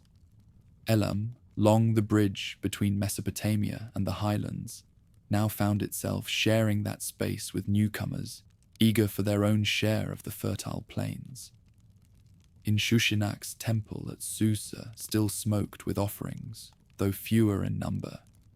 Families carried jars of grain, wine, or oil to shrines. whispering prayers for rain, for harvest, for protection from raiders. Priests kept ancient rites alive, chanting hymns remembered from better days. In mountain hamlets, villagers gathered around sacred groves, leaving bread, fruit, or small animals at the roots of trees. Faith endured where politics faltered, binding communities together when kings and armies could not. Among the hills, life returned to older rhythms. Villages shrank, towns emptied, and pastoralism spread where irrigated fields once stood. Men drove flocks from valley to valley, moving with the seasons. Women tended small plots near springs, weaving wool into cloth, while children chased each other through dust and thorn. Wealth once measured in silver, and monuments gave way to survival measured in milk, grain, and the health of herds. Assyria's shadow lengthened with every decade. Kings in Nineveh and Ashur wrote of victories over Elam, boasting of tribute carried off and enemies destroyed. Their armies pressed against the Zagros, testing Elam's defenses again and again. Tales spread of Assyrian brutality. Fields burned, captives flayed, rebels impaled outside their own gates. Even when Elam escaped invasion, the fear of such horrors weighed heavy. In Susa, memories of past triumphs still lingered. Children played in courtyards where Hammurabi's stele stood, long since stripped of Babylonian pride and claimed as Elamite treasure. Elders told stories of the time when Shutruk-Nahunta had carried Marduk's statue away, reminding listeners that their ancestors had once humbled Babylon itself. Even in weakness, the people remembered, and that memory of greatness gave them reason to endure. Generations passed under this long twilight. Kings rose and fell, some remembered only by a single name, others barely recorded at all. Each tried to hold the line against Assyria, each sought to preserve independence, but none restored the glory of earlier ages. Still, the line of rulers did not end. The kingdom clung to life through centuries of hardship, held together by faith, memory, and stubborn resilience. By 900 BC, Elam emerged from this dark century battered but alive. It had lost territories, seen its people scattered, endured both drought and invasion. Yet Susa still stood, its temples still served, its kings still claimed authority. The highland valleys still sheltered villages loyal to Elam, and the memory of resilience remained. Survival itself was victory, and survival laid the foundation for resurgence. The centuries of hardship had not broken Elam. They had tempered it, preparing the kingdom for the revival soon to come. Smoke from cooking fires drifted lazily above the valleys of Anshan, where villagers gathered in the evening light. Men returned from herding, women spun wool beside the hearth. Children laughed as they chased each other between clay houses. For generations, this rhythm had carried on with little hope of change. Then, slowly, the mood shifted. Whispers passed through market squares. New kings in Susa, new armies on the march, new banners rising above the hills. After centuries of hardship, Elam was stirring again. The rulers who came to power in this era did not inherit a realm of abundance. They faced scattered towns, weary farmers, and the looming threat of Assyria. Yet they brought energy, ambition, and a determination to restore their land's pride. Dynasties rose one after another, not always smoothly, not always without blood, but together they revived Elamite identity and carried their banners back onto the stage of Near Eastern politics. Armies formed once more, drilled in the valleys and marshaled in the plains. Men armed with iron-tipped spears and bows stood in ranks, their shields catching the morning sun. Cavalry units rode beside them, mounted on horses bred for endurance as well as speed. Elamite chariots, lighter than those of their western neighbors, maneuvered swiftly over rough terrain. Commanders tested their forces against Assyrian raiders, learning how to counter iron with strategy, ambush with patience, and cruelty with resilience. Susa once again became a capital that mattered. Its temples were repaired, its palaces filled with scribes, and its markets bustled with merchants carrying goods from the Gulf and the plateau. Caravans arrived with lapis and turquoise, others with wool and grain, still others with incense from Arabia. Languages mingled in its streets: Elamite, Akkadian, Aramaic, even early Old Persian. After the silence of the Dark Age, Susa's voice rang loudly once more. Rulers of this period forged alliances that tested Assyria's dominance. Babylon, chafing under Assyrian pressure, found a willing partner in Elam. Treaties were sworn with oaths before gods of both lands. Marriages bound dynasties together, and armies joined to challenge the might of Nineveh. In these campaigns, Elamite warriors once again crossed the Tigris, fighting not as raiders, but as allies in great coalitions. Their archers were valued for their deadly accuracy, their cavalry for speed, their commanders for cunning. One such ruler, Nikash, revitalized Elam's prestige by striking at Assyria's allies and forcing them to reckon with the Highland Kingdom. His successors, including Shutruk-Nahunta II, built on his momentum. Though their fortunes rose and fell with battles won and lost, the impression was clear. Elam was no longer silent. It had returned as a force capable of shaping the destinies of its neighbors. The Resurgence touched every corner of life. In workshops, metal workers hammered iron alongside bronze, producing tools and weapons more durable than before. Potters experimented with new forms, their jars painted in swirling patterns that carried echoes of ancient traditions, but revealed fresh creativity. Farmers restored old irrigation canals, coaxing grain from land long neglected. Merchants reopened trade routes toward Central Asia, carrying textiles and metals to distant markets. The hum of industry, absent for so long, returned. Faith, too, thrived in this revival.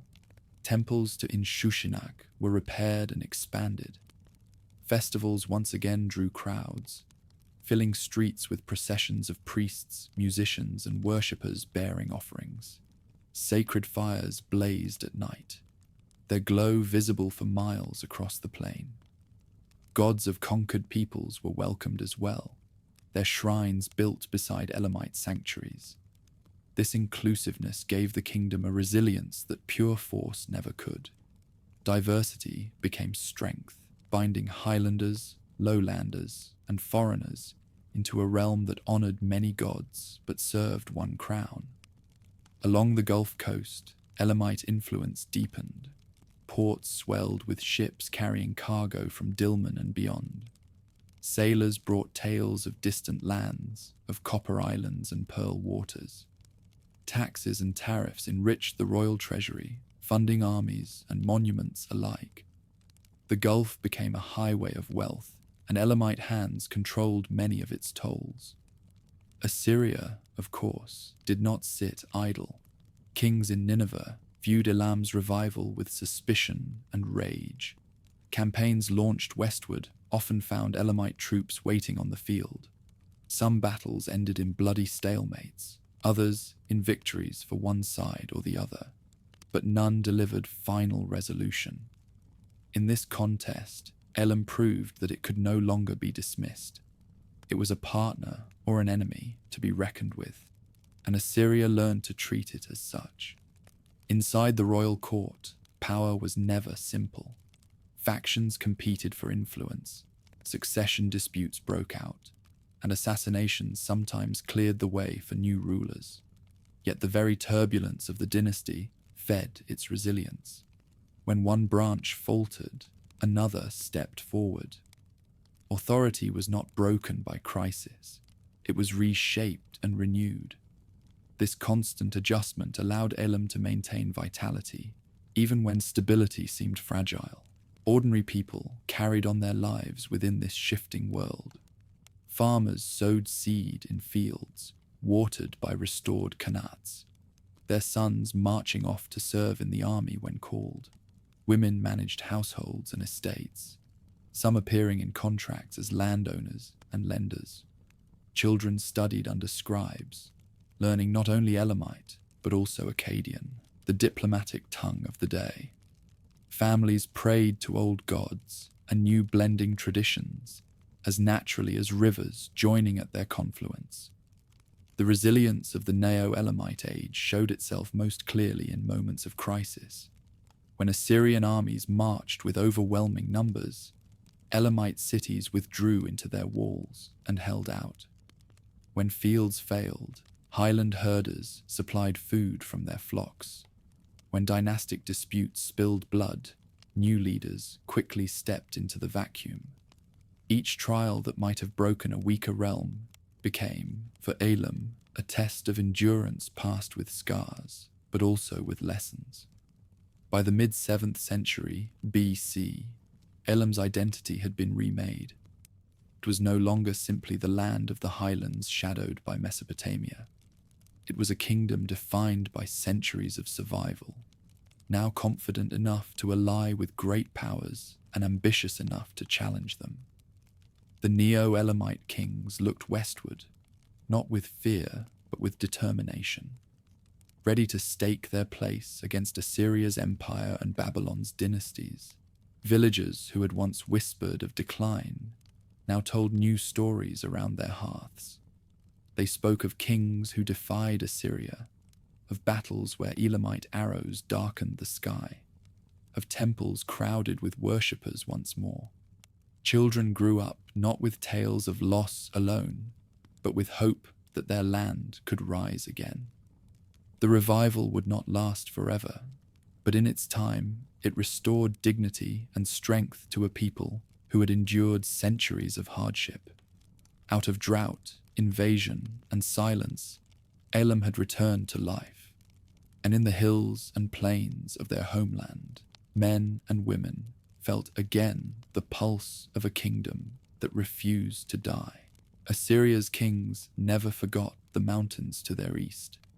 Beyond the Tigris lay Elam, a land that had resisted them for centuries, a rival that refused to bow. In the eyes of Nineveh and Ashur, the highland kingdom was a thorn in the flesh of empire, an archer hidden behind ridges, loosing arrows at the plains. To conquer Elam would mean more than another victory. It would mean breaking a neighbor that had outlived every Mesopotamian dynasty before them. The storm began in earnest in 720 BC. Sargon II of Assyria marched against a coalition of Babylonians and Elamites at the city of Der. The field trembled beneath thousands of soldiers, spears bristling like a forest, shields glinting in the harsh sun. Elamite archers raised their bows, sending volleys that turned daylight into a shower of iron. Drums thundered, horns blared, and the crash of chariots echoed across the plain. By sunset, Sargon's proud army reeled back across the river, and the allies claimed victory. In Susa, the news was greeted with feasts and sacrifices.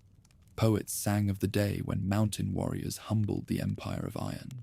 Der became legend, proof that Elam still had teeth. But Assyria was not finished.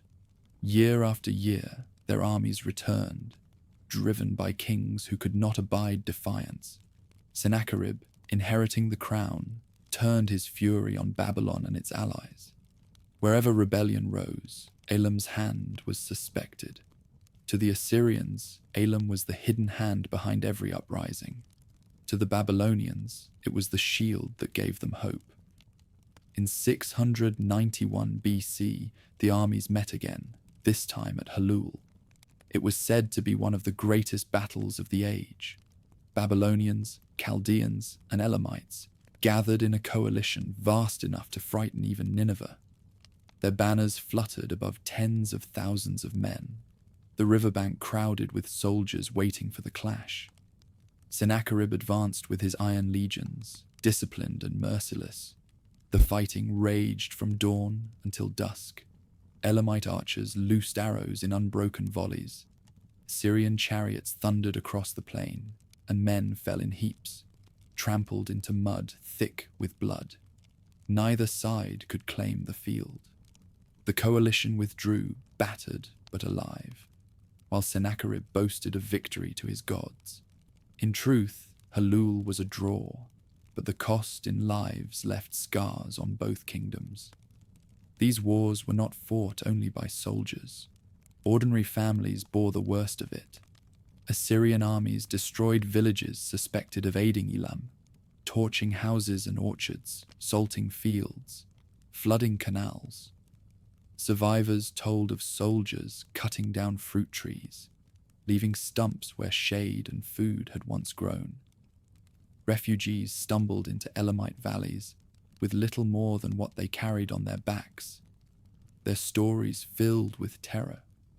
Children torn from their parents, rebels impaled outside their own gates, captives driven westward in chains. The land between rivers and mountains became a corridor of misery.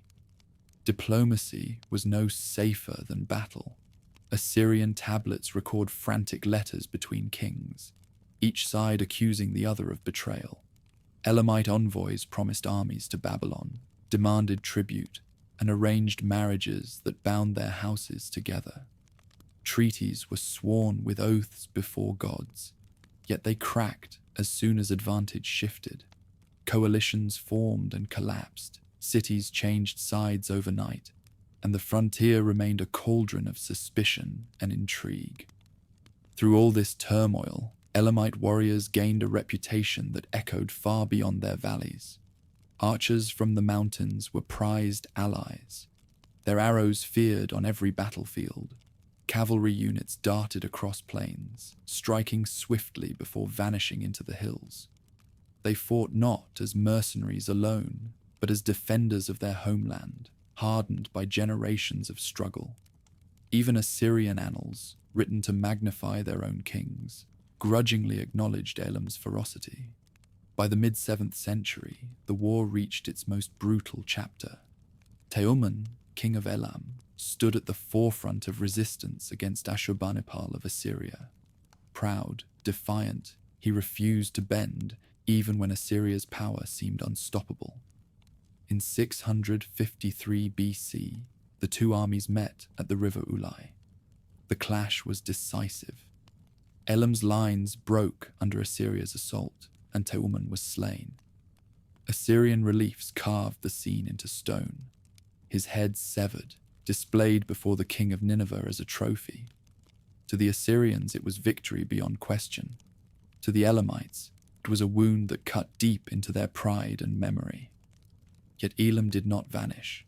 Ashurbanipal proclaimed the kingdom destroyed, its gods humbled, its lands empty of voices. But within a few years, Elamite kings returned, gathering troops, forging alliances, and raiding across the frontier once more.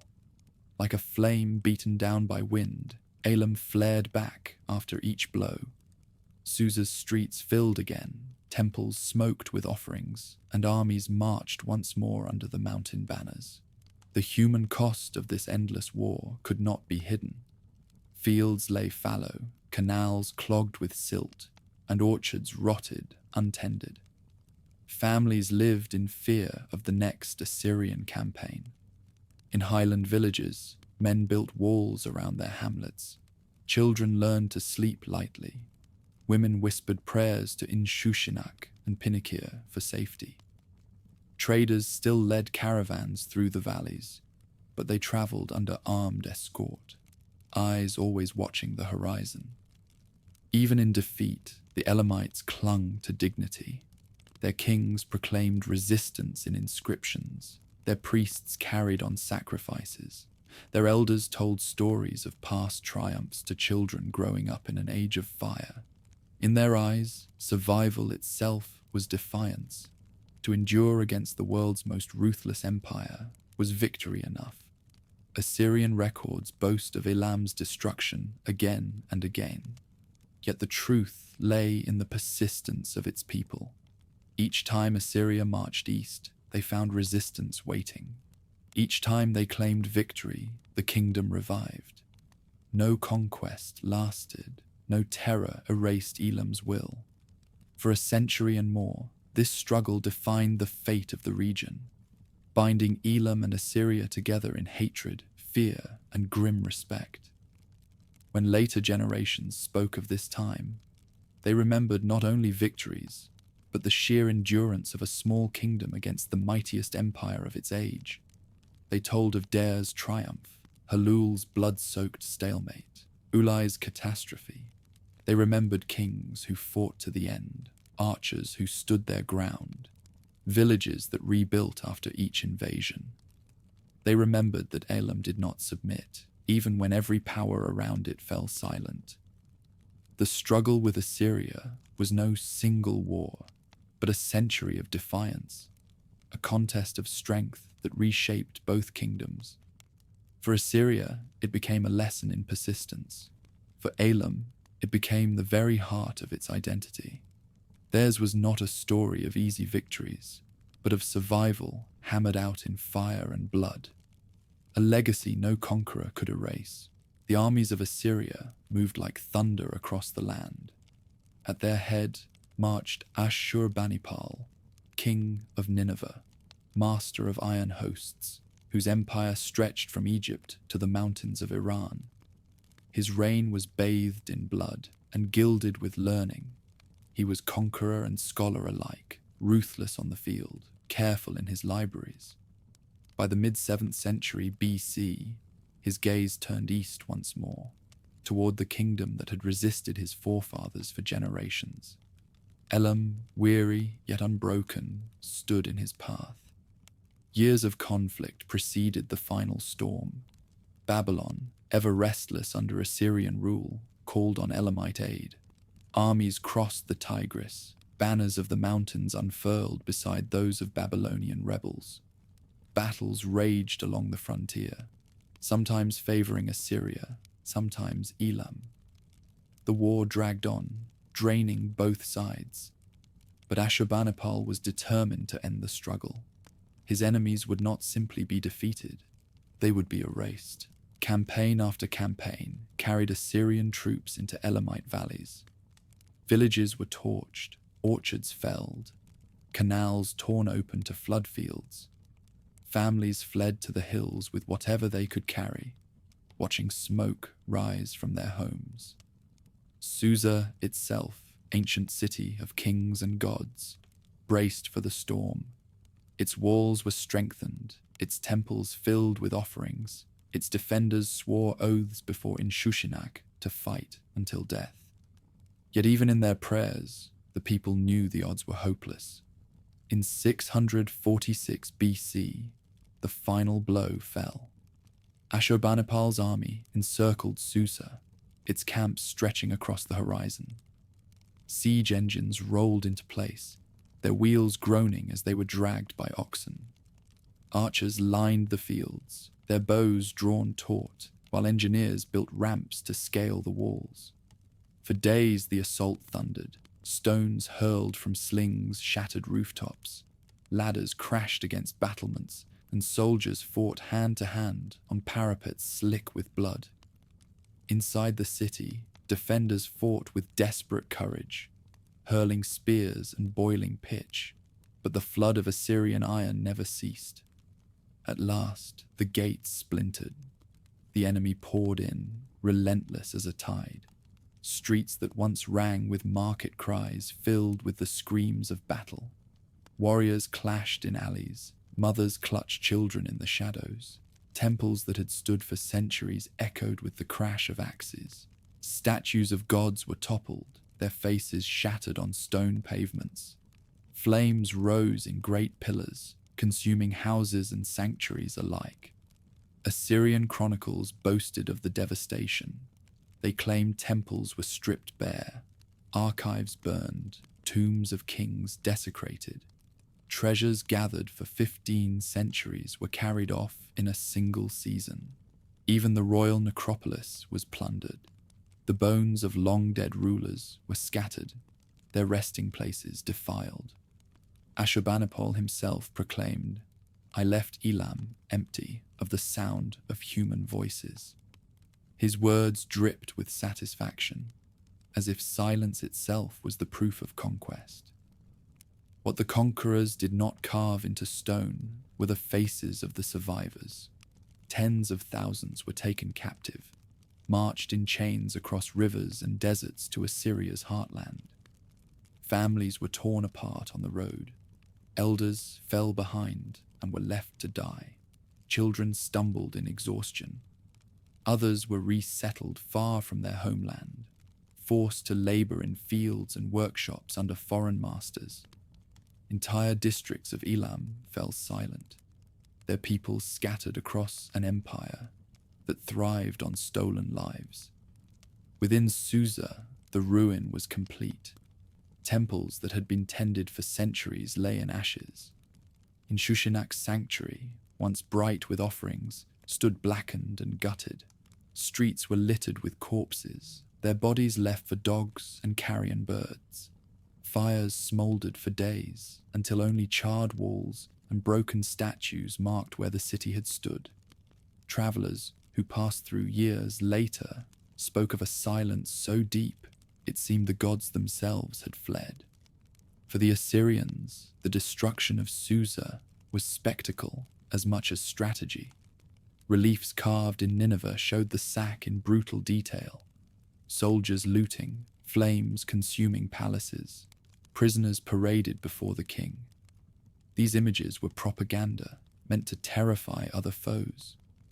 Anyone who thought to resist Assyria would see Elam's fate and tremble.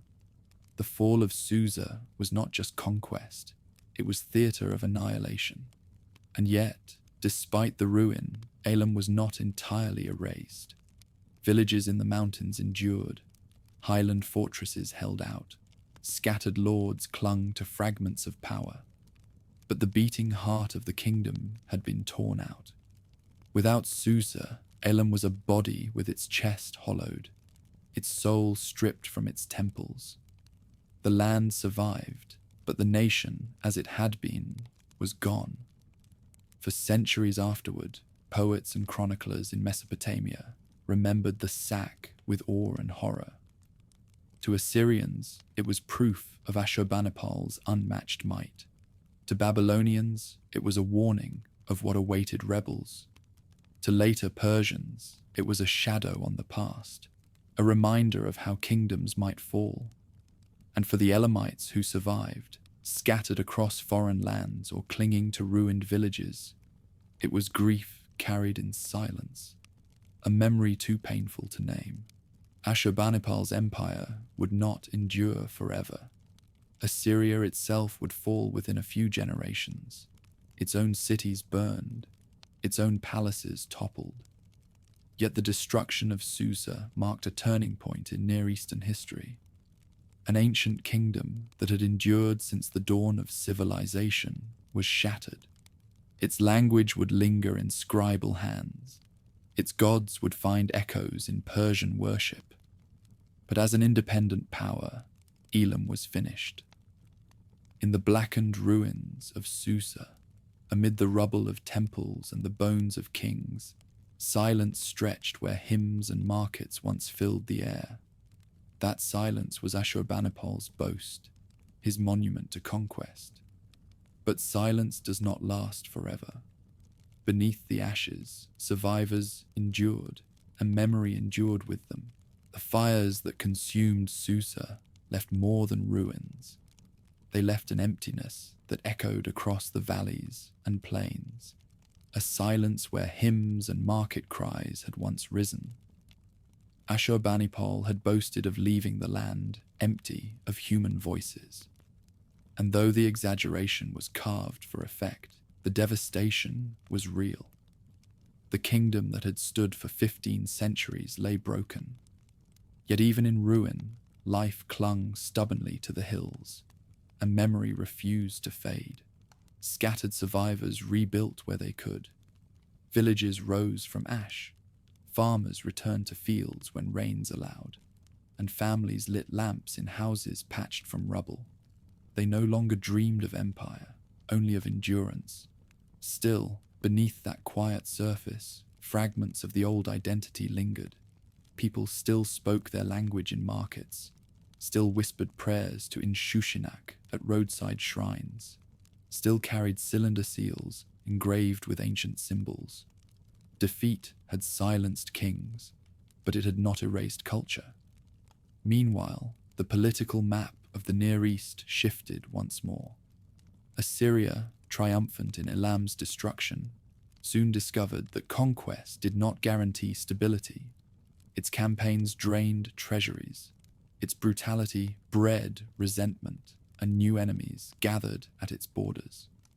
Within a few decades, the empire itself faltered. Nineveh fell in 612 BC.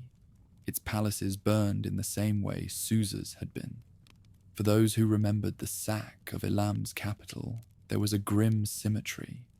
The destroyer too was destroyed. Into this changing world stepped new powers.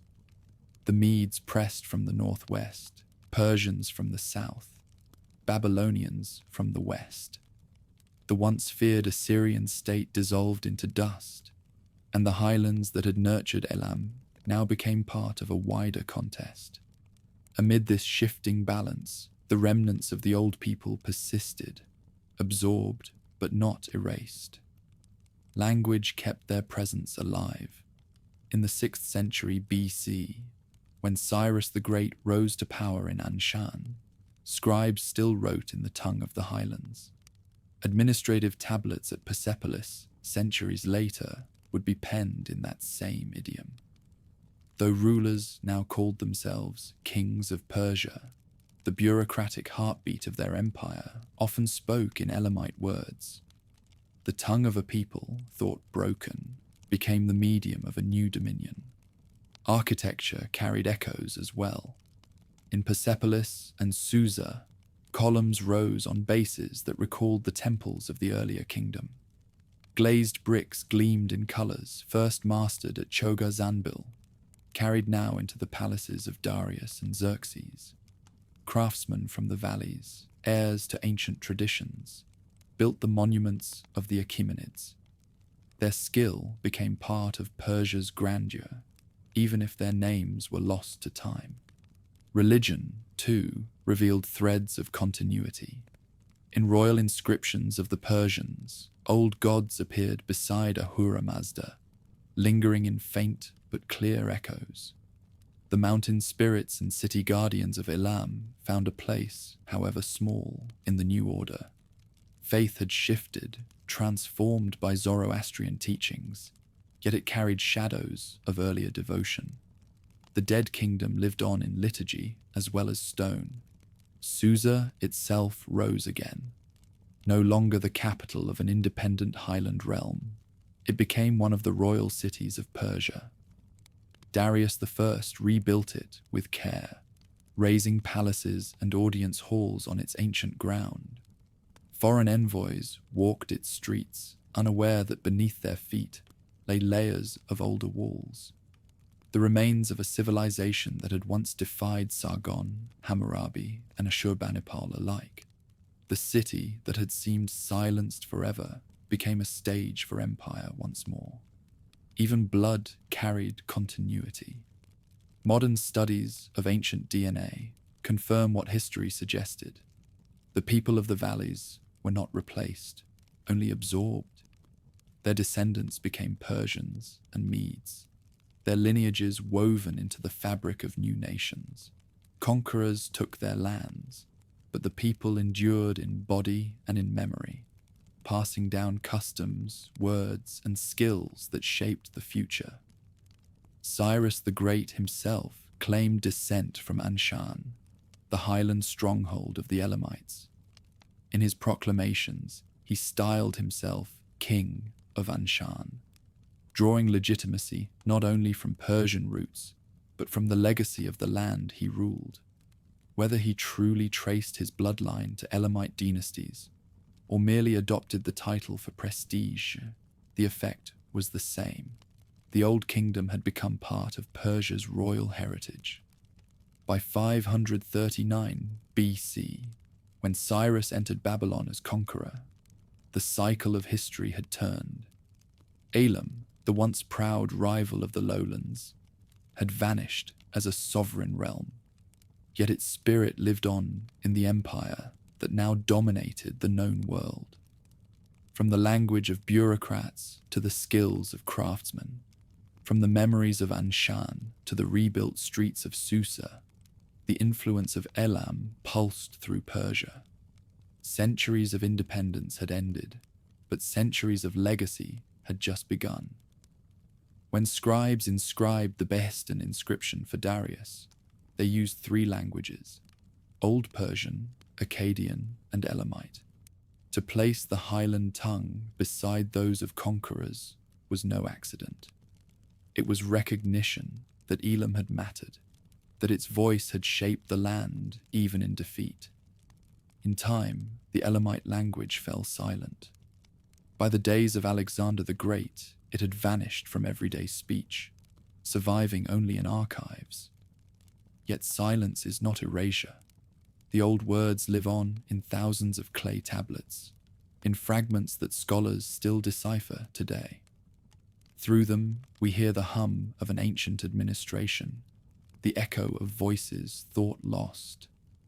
Thus, the story of Elam closes not with extinction, but with transformation. From farmers sowing fields in the Zagros to kings carrying idols out of Babylon, from builders raising ziggurats to scribes inscribing laws. The people of the highlands shaped the world around them. Their kingdom ended in fire, but their legacy became part of an empire that stretched from the Indus to the Aegean. Elam was gone, yet Persia before Persia, bore its mark in every stone, every tablet, every ritual. The conquerors could burn cities and scatter peoples, but they could not erase memory. From the silence of ruins rose new voices, carrying forward the echoes of the highlands into the heart of empire.